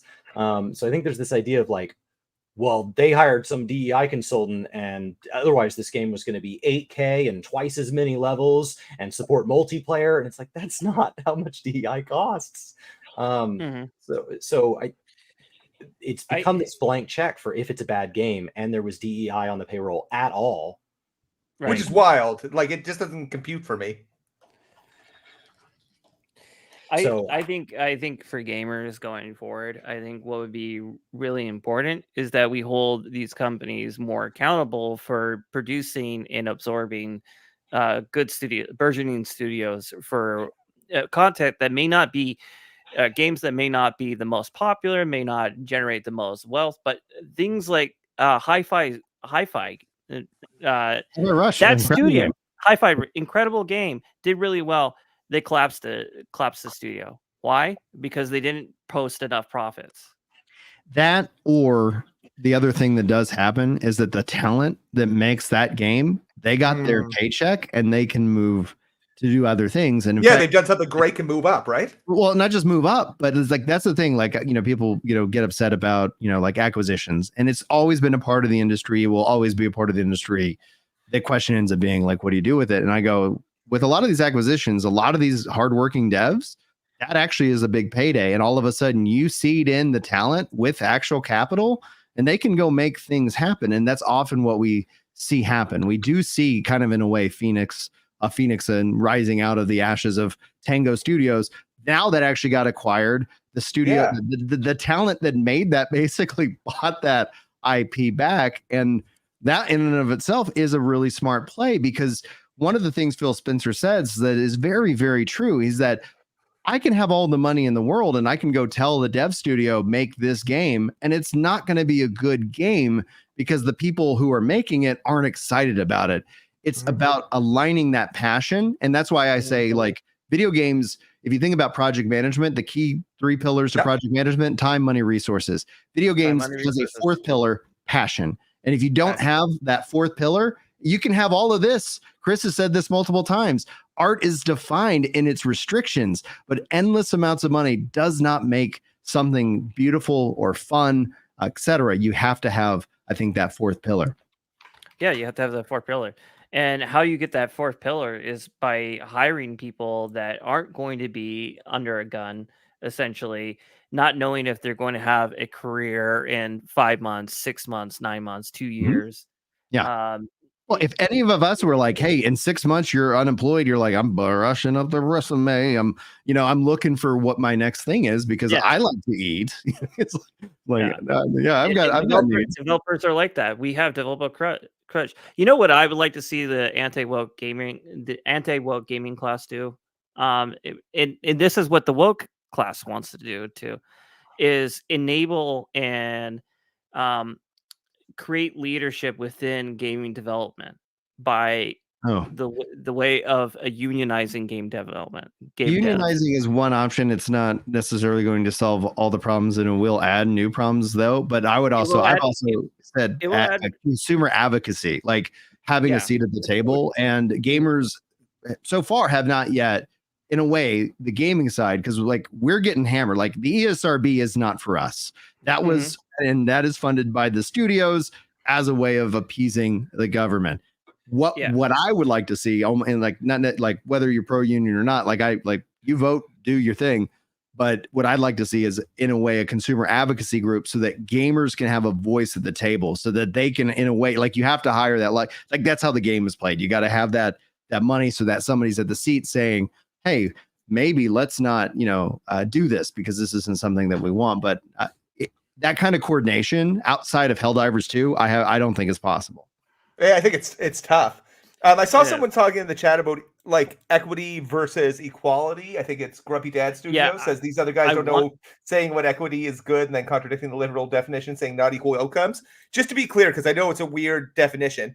Like equality means everyone's equal, irrespective of things. Equity means that in some circumstances people need to be treated differently in order to provide equality of opportunities. So it's acknowledging that not everyone's equal.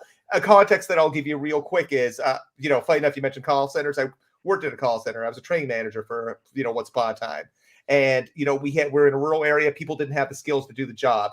To drive equity, we put computer classes on to get people those skills. These old people, seniors that didn't have the skills, great customer service, no skills. We put on extra programs in order to support that. So it's not necessarily meaning equal outcomes. It's just understanding that people are in different spaces. And that's why I don't have a problem when I see things for minorities in game development, right? Or opportunities that are better for them. They haven't really often had that chance due to various, could be socioeconomic, could be a number of things, but give people the opportunities. Yeah, and that's why my solution always boils down to education, because that essentially helps out immensely, and that's what we've seen. Like you're right, like giving people, computer courses to really kind of help bridge that gap. I do say when we get into a quality of outcome, though, that is where the problem in my mind is. Like if we're going to sit here and say that, this level of effort is going to always produce the same level of outcome across the board, we've just seen historically where that is a red flag and honestly, like where things go bad really quickly. And it's so weird, like that in and of itself might just be a worldview or a mind shift. But when we look at what actually happens and how people, like real people, actively do it, like I said at the start of this discussion, DEI on paper, there's not really a problem. It's how it gets implemented. And then essentially what you see happening is not only how it's implemented badly in some cases, but those are the cases that people highlight as the reason why DEI is bad. And so the conversation algorithmically then is pushed out and is shifting. And ultimately, this is a fight for the middle, for those, like we saw Chad earlier talking about, just people who aren't really chronically online. how do you reach those people? And once that spills out into their worldview, once my mom calls me and asks me what's going on about etc., I can then tell you who is winning and who is losing based off of how it gets to somebody who is not chronically online in this case. Sprague, you had a point earlier. Derailed. Yeah, we do. We do. We're conversation based. No. I think we're moving around a little bit. But I did want to push back on that. Is it to me? I don't really see it as a fight for the middle. I see it as a fight for improvement. Like we're looking towards reaching those people who may not be activated, and giving them tool sets to think critically about the world around them. In this case, a lot of what people do in the Gamergate side or on the anti-woke side is they try to tell you what is what and how the world is and why the world is so wrong for where it is at now. And that is poisoning the well. That's what that is. The people on the left, they don't do that. They just say, this is what the people on the right are saying. They just, they hold up the magnifying glass and they look at how that is panning out. So when someone in the middle sees that, they don't really see what is actually happening in the discussion because they're not engaged in the discussion. They don't care enough to engage in discussion. They want to just hear the end result. I guess that's what I'm pushing back on there. Okay. All right. Rage is a money-making template. Rage and good video production, you're made. I got to start up the next channel, Far Right McDizzle. It's coming. I'm going to get real angry. Well, and that's how you play both sides. You're like, oh, Yeah, exactly. It's like a funny mustache. you just do like a sound changer, and all of a sudden it's like, it's like I've made reaction content reacting to my own stuff. It's just Dizzle Gaming making fun of McDizzle Gaming, and they just go back and forth. That's so funny. Woke man accuses Grums. Yeah, big red text. Bruce. Oh, thank you, Ikana. Is that how you say it? Yeah, there are crazies on any side. I don't necessarily think there's more crazies on the left side because I haven't really seen that. But I get how opinionated some people are, and I could feel like that becomes it feels more like an attack rather than a conversation. And I'm about having the conversation. That's why it's like, I think that's a weakness of the platform, especially with X. And that's why we were seeing, I think video ends up doing a little bit better job because you can have a more nuanced take. People have been shown that they're willing to sit through a 3-hour podcast on a subject, and then it can get don't do that. Please stop doing that. I'm not. We're well past an hour, but I'm like, generally, like, I like the hour. I like 1 hour, and then we're gonna talk about this. Yeah. I listen to a podcast. It's 1 hour. I'm like, all right, I'm good. Quarators, you heard of it? It's really good. But if I could sum up kind of what we've been talking about here from my perspective, is that equal opportunity is something that generally people understand. Letting people have access to the room, letting people have their voice heard, us going out and getting more ideas for games, more ideas on how to execute games, more ideas on how to improve storytelling and graphics and gameplay and all of the things that give us joy is something we're all generally behind. Where the frustration gets in is when we then believe, well, by giving that other group a chance to come in the room and talk, are their ideas going to push out the ideas I wanted? Are they going to come in and take my space? Are they going to come in and colonize the space that I previously thought was making games better, or carry that on to much more serious subjects than us sitting around and playing video games? And so equal opportunity cannot be guaranteed. The idea that if we have 10 ideas in the room, they all are going to make it into the game, or that if we're going to make 10 games, they're each going to get to be one, that's not good enough. They have to hold up to some level of merit. And so that's really where I struggle with the anti-woke. The idea that it pushes to the point where now, if any idea wins other than the idea they liked, that it must be because it's some affirmative action. Well, guys, it was time to make a game with this person as the character. And I don't think that's how good games come from. They come from somebody who was passionate about telling a story or making a gameplay experience happen. And if that happened to have come from a viewpoint that you don't align with, that doesn't mean that they sat around and had an idea you would have liked and threw it in the trash can. Forspoken is a good example. That's a mess from I had a good time. I thought it was a good 7. I like my 7s. I'm enjoying Outlaws right now. I said because I don't give scores. I usually just like try to equate it to a value, and I say it's an excellent $40 game. Somebody got real pissed at me about that. I was like, oh yeah, I enjoyed That was it. a dig. I don't regret it at spending it at 70. But when the DLC was awesome. Yeah, when the DLC is like, I wish it was included in the base game. It's Forspoken. I really had a fun, and I get so much crap because I'm like, guys, it isn't as bad as people say. It's actually I see my mother in Faye. Like I see my mother in the main character because what really she's cool. kind of going through. Like my mother was abandoned by her father, and not that she was like, I'm not going to store the spoilers, but yes, she grew up in a world where she thought she was unwanted. And it's like, I seen the real life impact of that. And so for me, she was a real, like the character I thought was really cool. I thought the story was great. Yes, it wasn't like a game that everybody's going to rush out. And I think that they made a mistake by not supporting GeForce Now and also not coming to play Xbox, because the other factor outside of the culture wars, you have the console wars, and that is essentially another points that people are also trying to put up, on the board. But you were going to say something, McDizzle. I apologize. No, it's all good. It's all good. It's that's become a bit of a mini cultural flashpoint, like seeing examples of people getting so bent out of shape about a Japanese company using a company called Black Girl Gamers to write something about black girls. Is the alternative that game just doesn't exist and they don't make it? Like, how's dude in Japan going to know much about writing about a black woman's experience? I'm trying to wrap my head around that. I pay to see it. Don't get me wrong. It would be so incredible. Japanese people seeing a black person and like being shocked by it. If you don't listen, you're intolerant because you just came into somebody's else's space and did something that could easily be intolerant by accident even.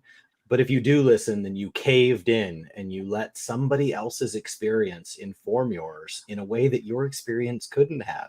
Like I just can't wrap my head around it. That's like a controversial take. I wanted to.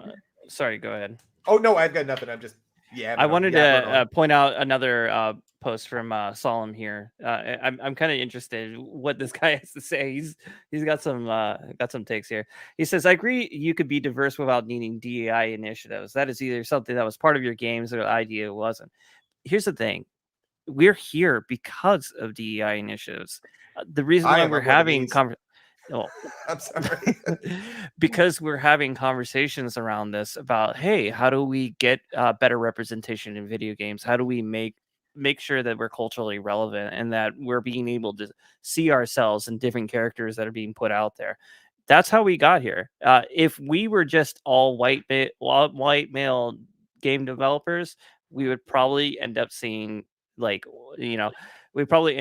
characters that might look diverse but end up are culturally white characters. A good example would be some of the diverse characters that were in the original Dragon Age. They weren't really that culturally sensitive. I think that there's a strong woman in my life that works in an industry that at graduation of college is 50% female. Mm-hmm. It's been about 20 years since that person's graduated college. And so they are at a point in their career where they are experience-wise, the right number of years experience for them to be considered things like directors and VPs and these other two titles that command a lot of respect and agency within the direction that industry is going. And yet for some reason, the leadership at that level, 20 years after they were 50% college graduates, is 8% female. DEI initiatives are asking the question, I am not saying it should be exactly 50, but don't you think the gap between 50 and 8 is pretty big? And so when you have, 25 games come out and not a single one has a story about what it's like to be gay, or not a single one has a story about what it's like to be a minority group, at some point, whether you did it intentionally or not, it is no longer a meritocracy. There is a systematic thing that is saying, I'm not saying it should be half of games. I'm not saying we should say, okay, guys, next one has to be. Like, that's not what I'm saying. But at some point, we have accidentally probably ignored some really good ideas. And so ideally, DEI initiatives are going out there and they're just saying, I just want to hear them. And if they're really good, I want to be able to open my ears. I want to listen to them and I want to give them a shot. But that's It's just not to say our unfortunate. next Ginger, year where did you have to have this Ginger, where did you definitive find this knowledge. woke Chad? Which one? Where did you find this woke Chad over here? Me? Gaming kind of, yeah. Oh, I dude, know. like that's the thing. Like I really do appreciate y'all coming on, because my general experience with people who would be considered woke is that they just mute, block, and they kind of throw a little tantrum, and that's just the parent of me. I'm like, Cool. all right, no, Yeah. Chris is great. Like that's the thing. It's like I believe wholeheartedly that we need to talk more, and in this kind of format, than essentially just kind of warring online. But I understand how the game is played, and so a part of me is like, yeah, that's really great what Chris is saying. The execution is where, like, as a human being, like I just see us as a flaw. And that's not to say we should give up, but that's just to say we need to understand it, because where we talk about DEI, you see people like, yeah, pro DEI. And then if you say someone's a DEI hire, and they're going to all of a sudden say like, that's bad. And I was like, that's cognitive dissonance at play in real time. If DEI is good, because DEI hire, you are treating it as an insult as opposed to saying like, hey, here's what we did. So no, but when someone says that is a DEI hire, they're using it as an insult. That's the difference. It's perceived. You are perceiving. I've done it before. No. I joked about myself like that. Like, to be honest. Well, I've got a weird name. I'm Arab. Like it's my wife works on a team that's 6 women. And so they joked about I was going to come in and do some consulting work for them. And the joke was that I would be the DEI hire, that they don't have any, and they have several minorities. And so they were like, wow, we really just underrepresent white men.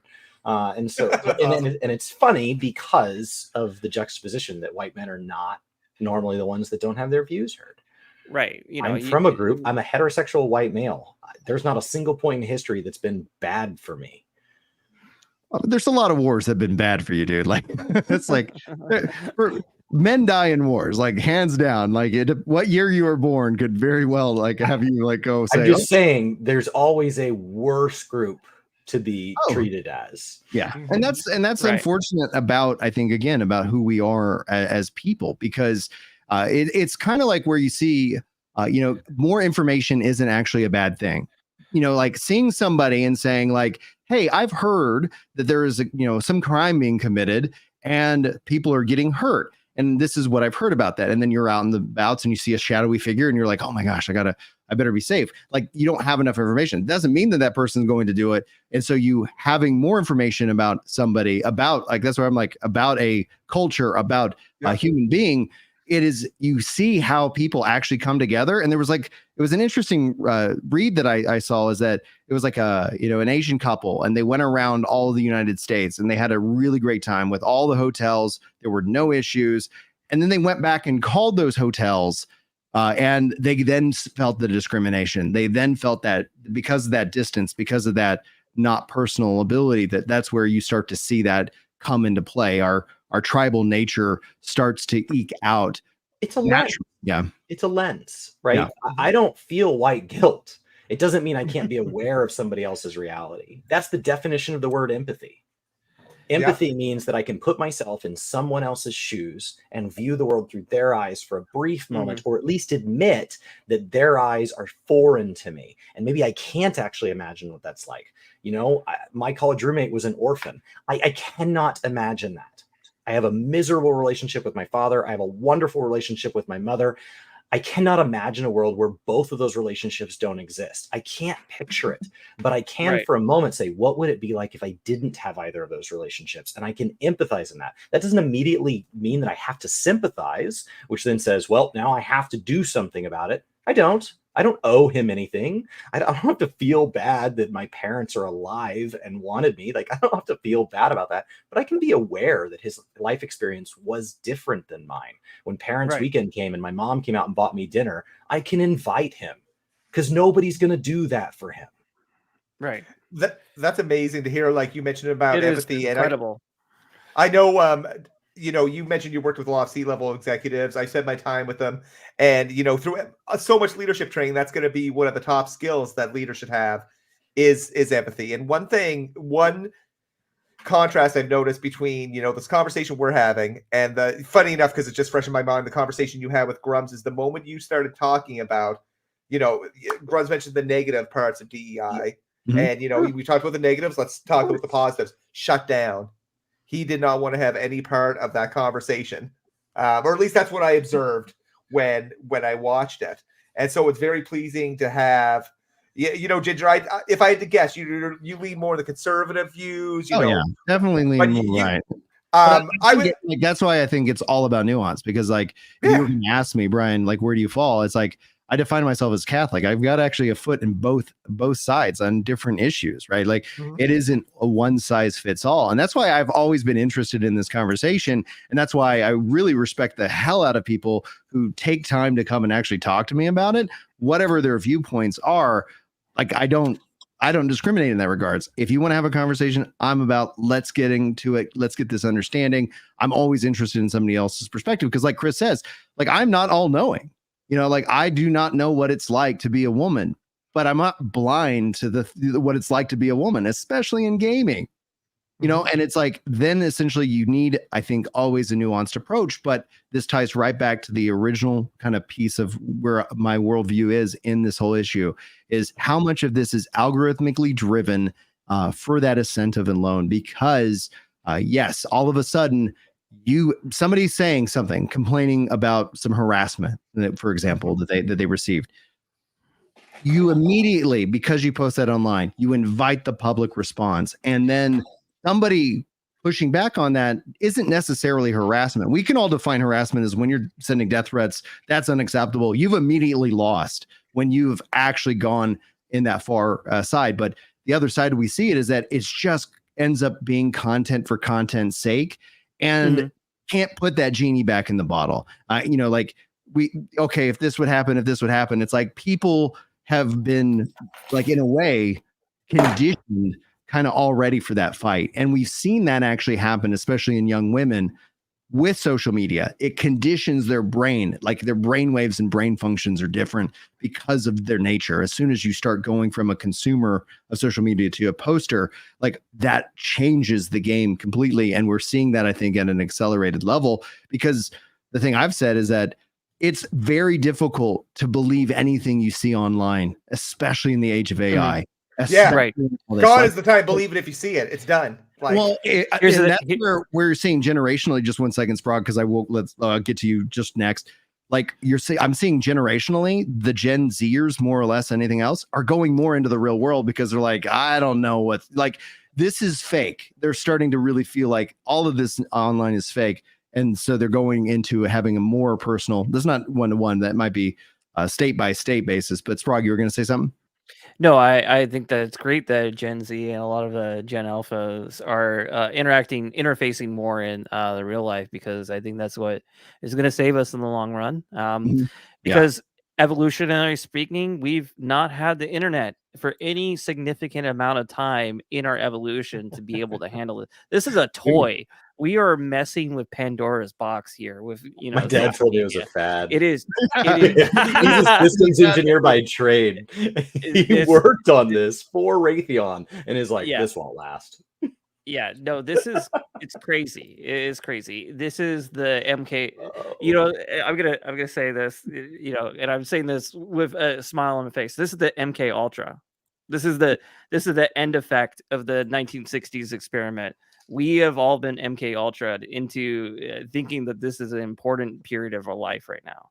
That we're online constantly. That we're arguing about things online, and I think that we've fallen into this algorithmic trap that's really not good for our species in the long run. But that I really try to say something there, but like I think we all could afford to be more offline and eat some croissants once in a while. Yeah, I've stated that where it's like I've seen like the Twitter world on fire. Like it is just chaos. You can just step outside and everything's peaceful, or you just go like, because you know, like, yeah, Chris and I don't align on everything. That's great, honestly, because I get more information and we're really good friends and we can sit down and talk about all kinds of perspectives. And he always teaches me a thing, and I don't know if I ever teach him anything, but we have that rapport, and that's essentially where I agree with you. Like that is needing to be more. That, you know, essentially kind of the fact is like we are all human beings. Like every one of us, you know, we bleed red. And that is what it is. And if anybody starts bleeding green, then we can all like, so like, okay, well, the aliens are real. Let's go. And I think we've now gone full circle. So now we are back at Grums is eternally online, and that is probably deeply at the heart of what is making Ember struggle, and is deeply at the heart of what is making these feelings feel so strong, not just for him, but with his community and similar communities, that it just feeds back on itself because we're terminating online and it feels important. And it does. And in some ways it is. In other ways, we could just uninstall X.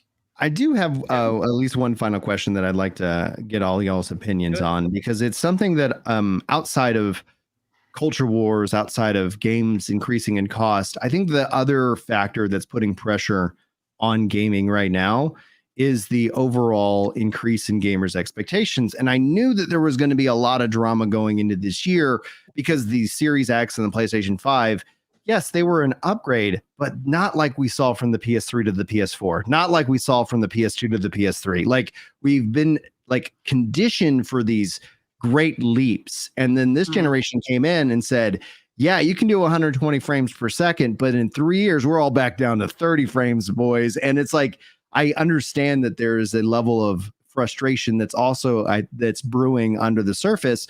And so you do have these games that come in and stand out and people enjoy, but we've also seen expectations accelerate where the cost to achieve said expectation, no one's spending 600 million yet on a video game. Maybe GTA 6, there is the exception, but that is what I also see kind of being another pillar of pressure that's being put onto these companies. And that's why I see AA actually accelerating and why people are more or less gravitating towards it, because I would never have predicted that the $70 price point on a game would be a deal breaker. But for reality, it ends up being a big contention point because people feel the quality has come down, but the price has gone up. So it wasn't a $10 jump.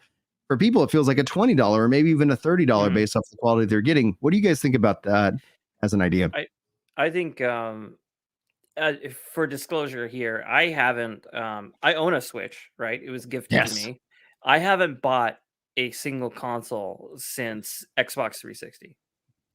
I haven't bought a single console. I rarely buy games for the Switch, except for games I want to play with my nieces. Right. And, so I bought Minecraft Dungeons, for example, horribly optimized for the Switch, terrible loading times, still fun as hell.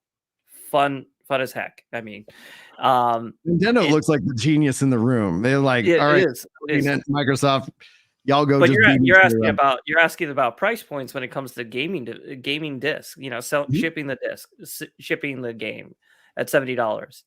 Right. Yeah, that's hard.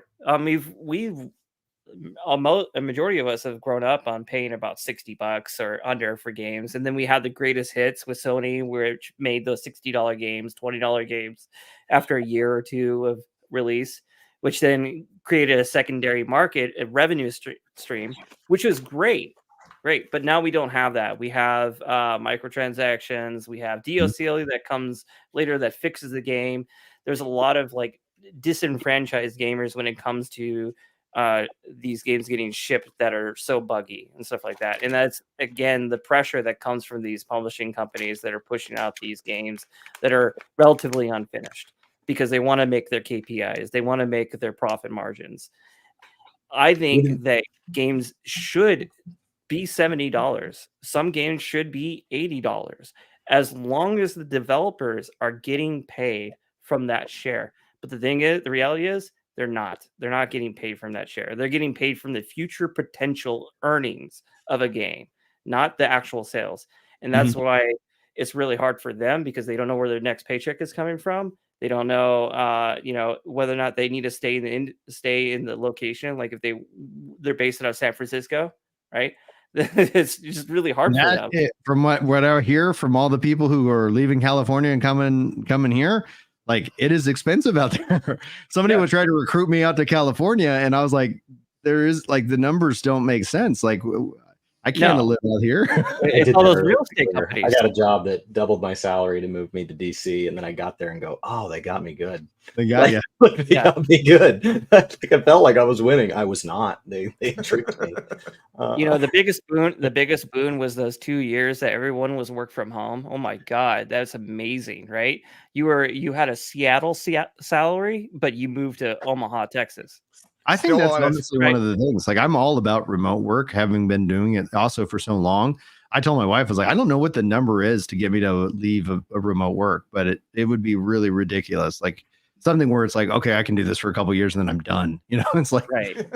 because you're right, because that's actually something I've seen in the development. Like my world actually got better being that as a remote resource. I work on the West Coast, the East Coast, this and this and this. And it's like, I almost, especially during that time, had too much work. It was like, okay, my wife had to say like, you're all right, you're done. You only are allowed to work this much because there wasn't really anything else we could do. Some of the expectations with games is twofold. On one hand, the games there are elements of the industry that have been run poorly and they've been managed poorly for a variety of reasons. On the other hand, we are at the first time in history, and we are continuing at the first time in history where we have just a generally aging group of gamers, a genre that didn't exist.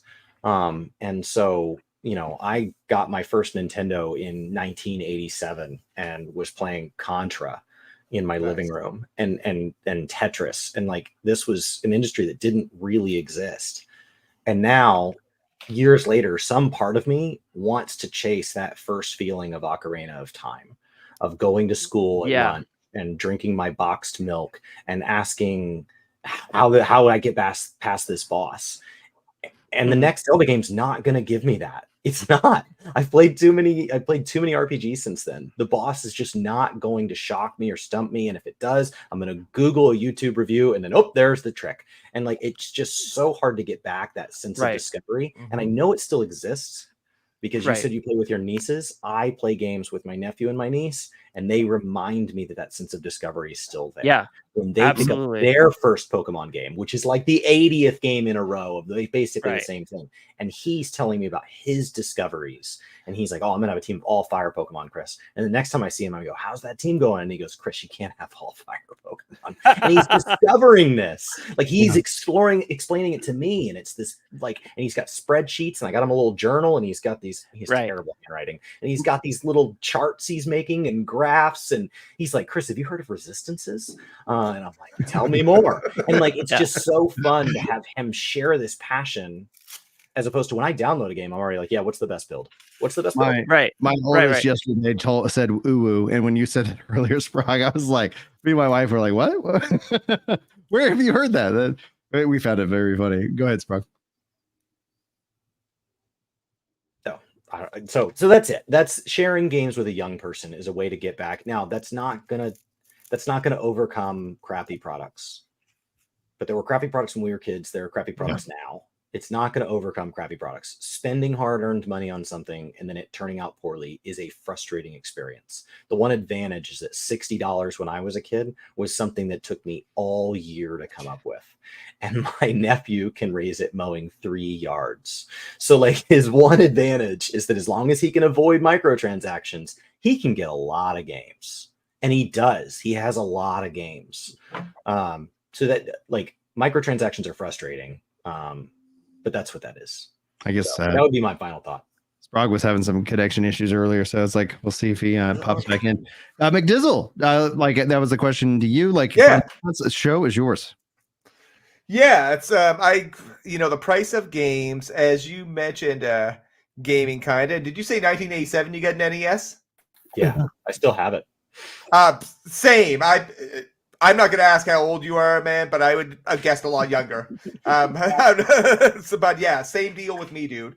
Right. I want to say the same year, which was mind blowing. You know what I mean? I think my parents had an Intellivision prior. Oh, wow. Which is a blast with little inserts. Not the Amico, though. Not that one. No. The first game I ever saw was Super Mario Brothers 2 on the NES. And to this day, it's one of my favorite games. And it's like, there's better Mario games, but there's such a nostalgia drift. It's unique, yeah. That it's because it is, yeah. With the price of games, you try to look at the value proposition for what you're spending. Often, not just for the amount of time. I think earlier we were talking about my favorite games, or not favorite games, what we were playing. Indica, literally maybe 4-hour game, probably $50, but it's so thought provoking. It's really unique. It's violent. It's something. It does. And I found that a good value proposition for me, although it was only a few hours. It's like my entertainment value was so high just for that short period of time. It was great. But then I could play Forspoken, where you said is a good $40 game. I would have been upset if I would have bought that on day one, probably, and been a little disappointed with some of the art direction styles, things like that. I still had fun with it, don't get me wrong. But I likely would have been disappointed. But then I think of something like GTA 6. Like, I have like 3,000 hours in Red Dead Redemption 2, like a ridiculous amount of time. Yeah. Thinking how much time that I put into that. That might be a question I was wondering is, I wonder if that's going to be our first like $100 game. I'm in a different country, but whatever in America. Or are they going to stay with the same price strategy? Because that's going to be a lot of entertainment value. Because like we saw $100 games. I'm perfectly fine as with long it. as they give $100 values. Yeah. Yeah, and value is always going to be driven by the player, the user. It's like, so, and we know that outside of Nintendo, people will lower the game prices. Nintendo just says, this is the price of the game forever. Oh, we released a movie and it made $1 billion. Hey, take $5 off our Mario games for a week. But only this week. This week only. Oh man. Yeah, I think the other, like that's where it's like when people were frustrated at the price of the PS4 5 Pro. It's like, this is by far like, there were more expensive consoles when you adjust for inflation. Like the way that everything's kind of been going, I'm like, yeah, I'm kind of surprised when they don't do that. When Sony floats the idea of $150 game, which would be Spider-Man 3, because they were like, can we sell it in 3 parts, and $50 each? And like that's $150 game. Like games aren't $70. That's generally though most games entry point into the equation, with some exceptions. And what's interesting is with those exceptions, we talked about Baldur's Gate 3 earlier on the show.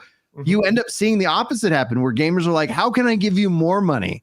How can I play this game and play it in more places, because this game is that good? I want you to take my money. Dwarf Fortress. That's another good example. He loves that game. I actually co-owned the wiki through college. Oh shit. That was my first business. I'm scared of it. I'm terrified of going near it, but it looks very interesting. But I've read so much about it. Me and a friend of mine who now is like an Apple engineer co-owned the wiki of Dwarf Fortress and ran it for when they started selling that on Steam. Like, was it recently it started selling on Steam? And Jack people and Tarn were like people that we had like regular email exchanges back and forth with. That's awesome. And people are like, I want to give you money. Please take it. Like, it was awesome. We asked them multiple times, do we need to help you launch merch? What are we doing here? And they were like, no, we like it the way it is. We like our little crayon drawings. It's just like the rawest form of crowdfunding. Yeah. We'll see them having success. Is there anything that we didn't touch on enough, or that we want to kind of finish as a final thought? Sprague, you're back. Yeah, I there was a huge explosion. So I'm back on my back. Are you okay? You okay? No, I did someone. We have some crazies in our town that sometimes will hit a telephone pole, and then there's a same people. I heard a pop, and I'm pretty sure as soon as that happened, my internet went out. So I wanted to go back to Chris's. You're talking about your niece, you're talking about your nephew, and you're talking about like the Ocarina of Time. I had the same thing.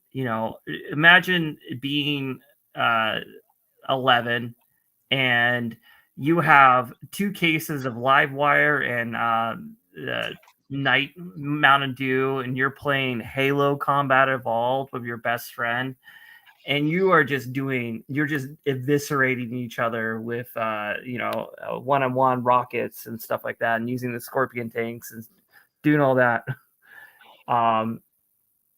Yeah, I would love that to be back. I would love to have that feeling back, but I'm an adult now. And so my time is very limited in terms of what I can play. There are some weeks I don't play video games. There's some games that I play all weekend. And sometimes I just want to watch movies, right? But yeah, getting that second life through your nieces and nephews, your daughters, and your sons is really important, because it gives you an idea of that there isn't really a whole big issue with video game as a whole. It's just that your priorities have changed, and that's what I wanted to leave my thoughts on that one. That's a good way to wrap up. Where can people find you, Sprague? You can find me on Twitter as Agit Popcorn, or through Ginger's replay or retweets. Yeah, and check the link in the description if you guys want to go follow and see all the stuff that he's got going on. McDizzle, you got a final thought? No, I think this was a good conversation. I'm happy to be done with, like, I'm not making it a full-time job to get down to the bottom of Grums's nonsense. I've done my part, that I want to deal with it. I might still troll him a little bit because I enjoy it, and I'm in a position to, because he would do the same thing to me. He called me a pussy. Fuck him. That is my thoughts. So I don't care, but you know, I'm done with kind of digging into it. If other people want to dig into it, I found it interesting, but I'm done. I hope the outcome is that it's motivated him to know that people are watching, but not in a threatening way. But yeah, more eyes are on him than have ever been on him. So honestly, and you know, I feel like a little shitty about it, right? Like, you know, you talk about empathy. I have thought about his own mental health. Like I really have, because I came on to him quite strong, and you know, I went on a pretty big tear because I didn't have any reach. I had 300 followers on Twitter. I have like 3,000 now. It's not like it's massive or anything. But I was proud of the work that I did. I've never done anything like that. I've done a few videos around a smaller community of things going on. So something similar, but not really. So I found it interesting. I think we had some good discussion about it. I'm curious what the outcomes will be. Mm-hmm. So I'm going to keep watching it. I might do like a review, you know, I'll see how Grubs is doing. We'll have a PR conversation. I have some goals set out for him, and we'll get him to sign off on. I'm just being a dick. But I hope, like, yeah, no hard feelings towards him personally. And I'm looking forward to stepping away from it. And, you know, it's given me a passion for investigating. I want to go to other crowdfunding stuff and take a look at it. Like that literally could be a niche and like a whole career in and of itself. Just like, I don't want bullying Grubs to be the career. Like I don't want that. Nobody wants one thing, right? Like one thing, because like people will like sometimes try to like mock me by throwing up the Phil Spencer clip, and I'm like, thank you so much. That was pretty pure, man. That was pretty pure. Like, yeah, and I'm like, but I'm always like, I love it. I'm like, whenever somebody replies and they're like, I'm like, thank you, man. Like I'll retweet that. Like, yes, please keep sharing that clip. It's such a great moment. I loved it so much. The Chris, actually, McDizzle, so people can find you. Link in the description. Any other plugs? Yeah, you can find me on Twitter too. I think it's McDizzle17, if you so choose. So I'm not too worried about the. Honestly, I never really even posted a huge amount to Twitter. I might have been like a couple posts a day, or maybe a couple a week. Yeah. Until recently. So it's hard in the brain. So I put a time limit on all of this on my phone. Like I literally say, like on my phone, I'm only allowed to consume so much hours like of this per week, and then like certain days I turn off as well. Yeah. So I'd rather just play games in a dark room by myself. I mean, it's a good time. That's where it's like, you know, as a final thought for me, I've seen a lot of games just want to play games. People's game has become social media. They have gamed that to focus in on attention, because attention can both mean monetization. And we see a lot of gamers get frustrated because content creators are a thing now, because we brought up a few by name, you know, in this, it's like people are going to have an opinion on them. But there's no putting that genie back in the bottle. And I do think that some people are, obviously, this is their game. Their game is to get as much engagement as absolutely possible. Mm-hmm. And, you know, like, all right, like, I don't know how you have that kind of energy. Like, I cannot maintain being angry for more than, you know, like a set. I'm tired. I'm tired, man. Like, I'm really tired. Get a different skill. I was full-time for several years. I really appreciate the community that supported me to do that. When people came in and said I did it for the money, yes, I did need the money to pay my bills, but I didn't do it for the money, because I could go get a job that paid better at any time. And I eventually did. And so I'm in a job that pays better. Like there came a point where it's like I have other goals. When I was doing a weekend stream, I didn't normally stream on weekends, so I did a weekend stream to help pay for a replacement dishwasher, it's like, okay, this is not a long-term plan. And I was making a perfectly valid salary, but like I wasn't doing it for the money. And so I think the idea that this has money has kind of moved to people doing it for the money. And that feels weird because they're not doing the math. You know, they're spending 5 hours making a video and 25 hours managing the comments on it, and then they're making pennies. I made $35 in total with every bit of Grums coverage from one Twitter payout of $12. And that's not tax-free. Videos. That's No, not tax-free. And you paid for software, and you paid for a microphone, and you paid for internet, and you gave up time. And so like, if you want to do it and you want to have the money pay for your hobby and things like that, that's great. It's a great thing that you can monetize your hobby if it's done healthily. But like for that to be the sole end goal feels like a weird thing. I think so many people just they want it so bad, and it's like, and you just see them crash and burn out all the time, you know, because it's like, yes, we've talked about that. Yeah, I do a lot of content, but I'm definitely built differently. I always like, please don't compare yourself to me, guys. I am weird. Like, it is a superpower that I have, that I'm able to do what I do, but at the end of the day, like, this is for fun. And for me, I always sit down and share my revenue and all of my numbers like once a year. You know, it's like, hey, this is what the channel brought in. This is what it cost me. I'm able to do what I do now because the channel brings in enough money that I have an editor that literally it's like I can craft the video and I can let them work on it, and then I can go get paid way more than ever I will ever see on this platform by doing what I love to do, which is programming and working on all kinds of different projects and things like that. Chris, where can people find you, sir? Here.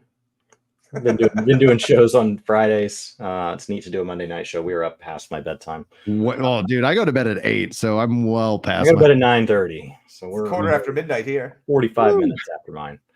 Sprague, McDizzle, Chris, thank you so much for making time to come talk about all this today. I know that you know, I asked a lot. I asked you guys for more than 2 hours of your time, and you guys willfully gave it to me. So I thank you guys so much. Thank you, chat, and everybody who has been hanging out for us for the live show. We'll be back this Friday as we do our show on Fridays where we talk about all the gaming news and more. But all that being said, I hope you guys have a wonderful night. Take care. Yeah. Thank you.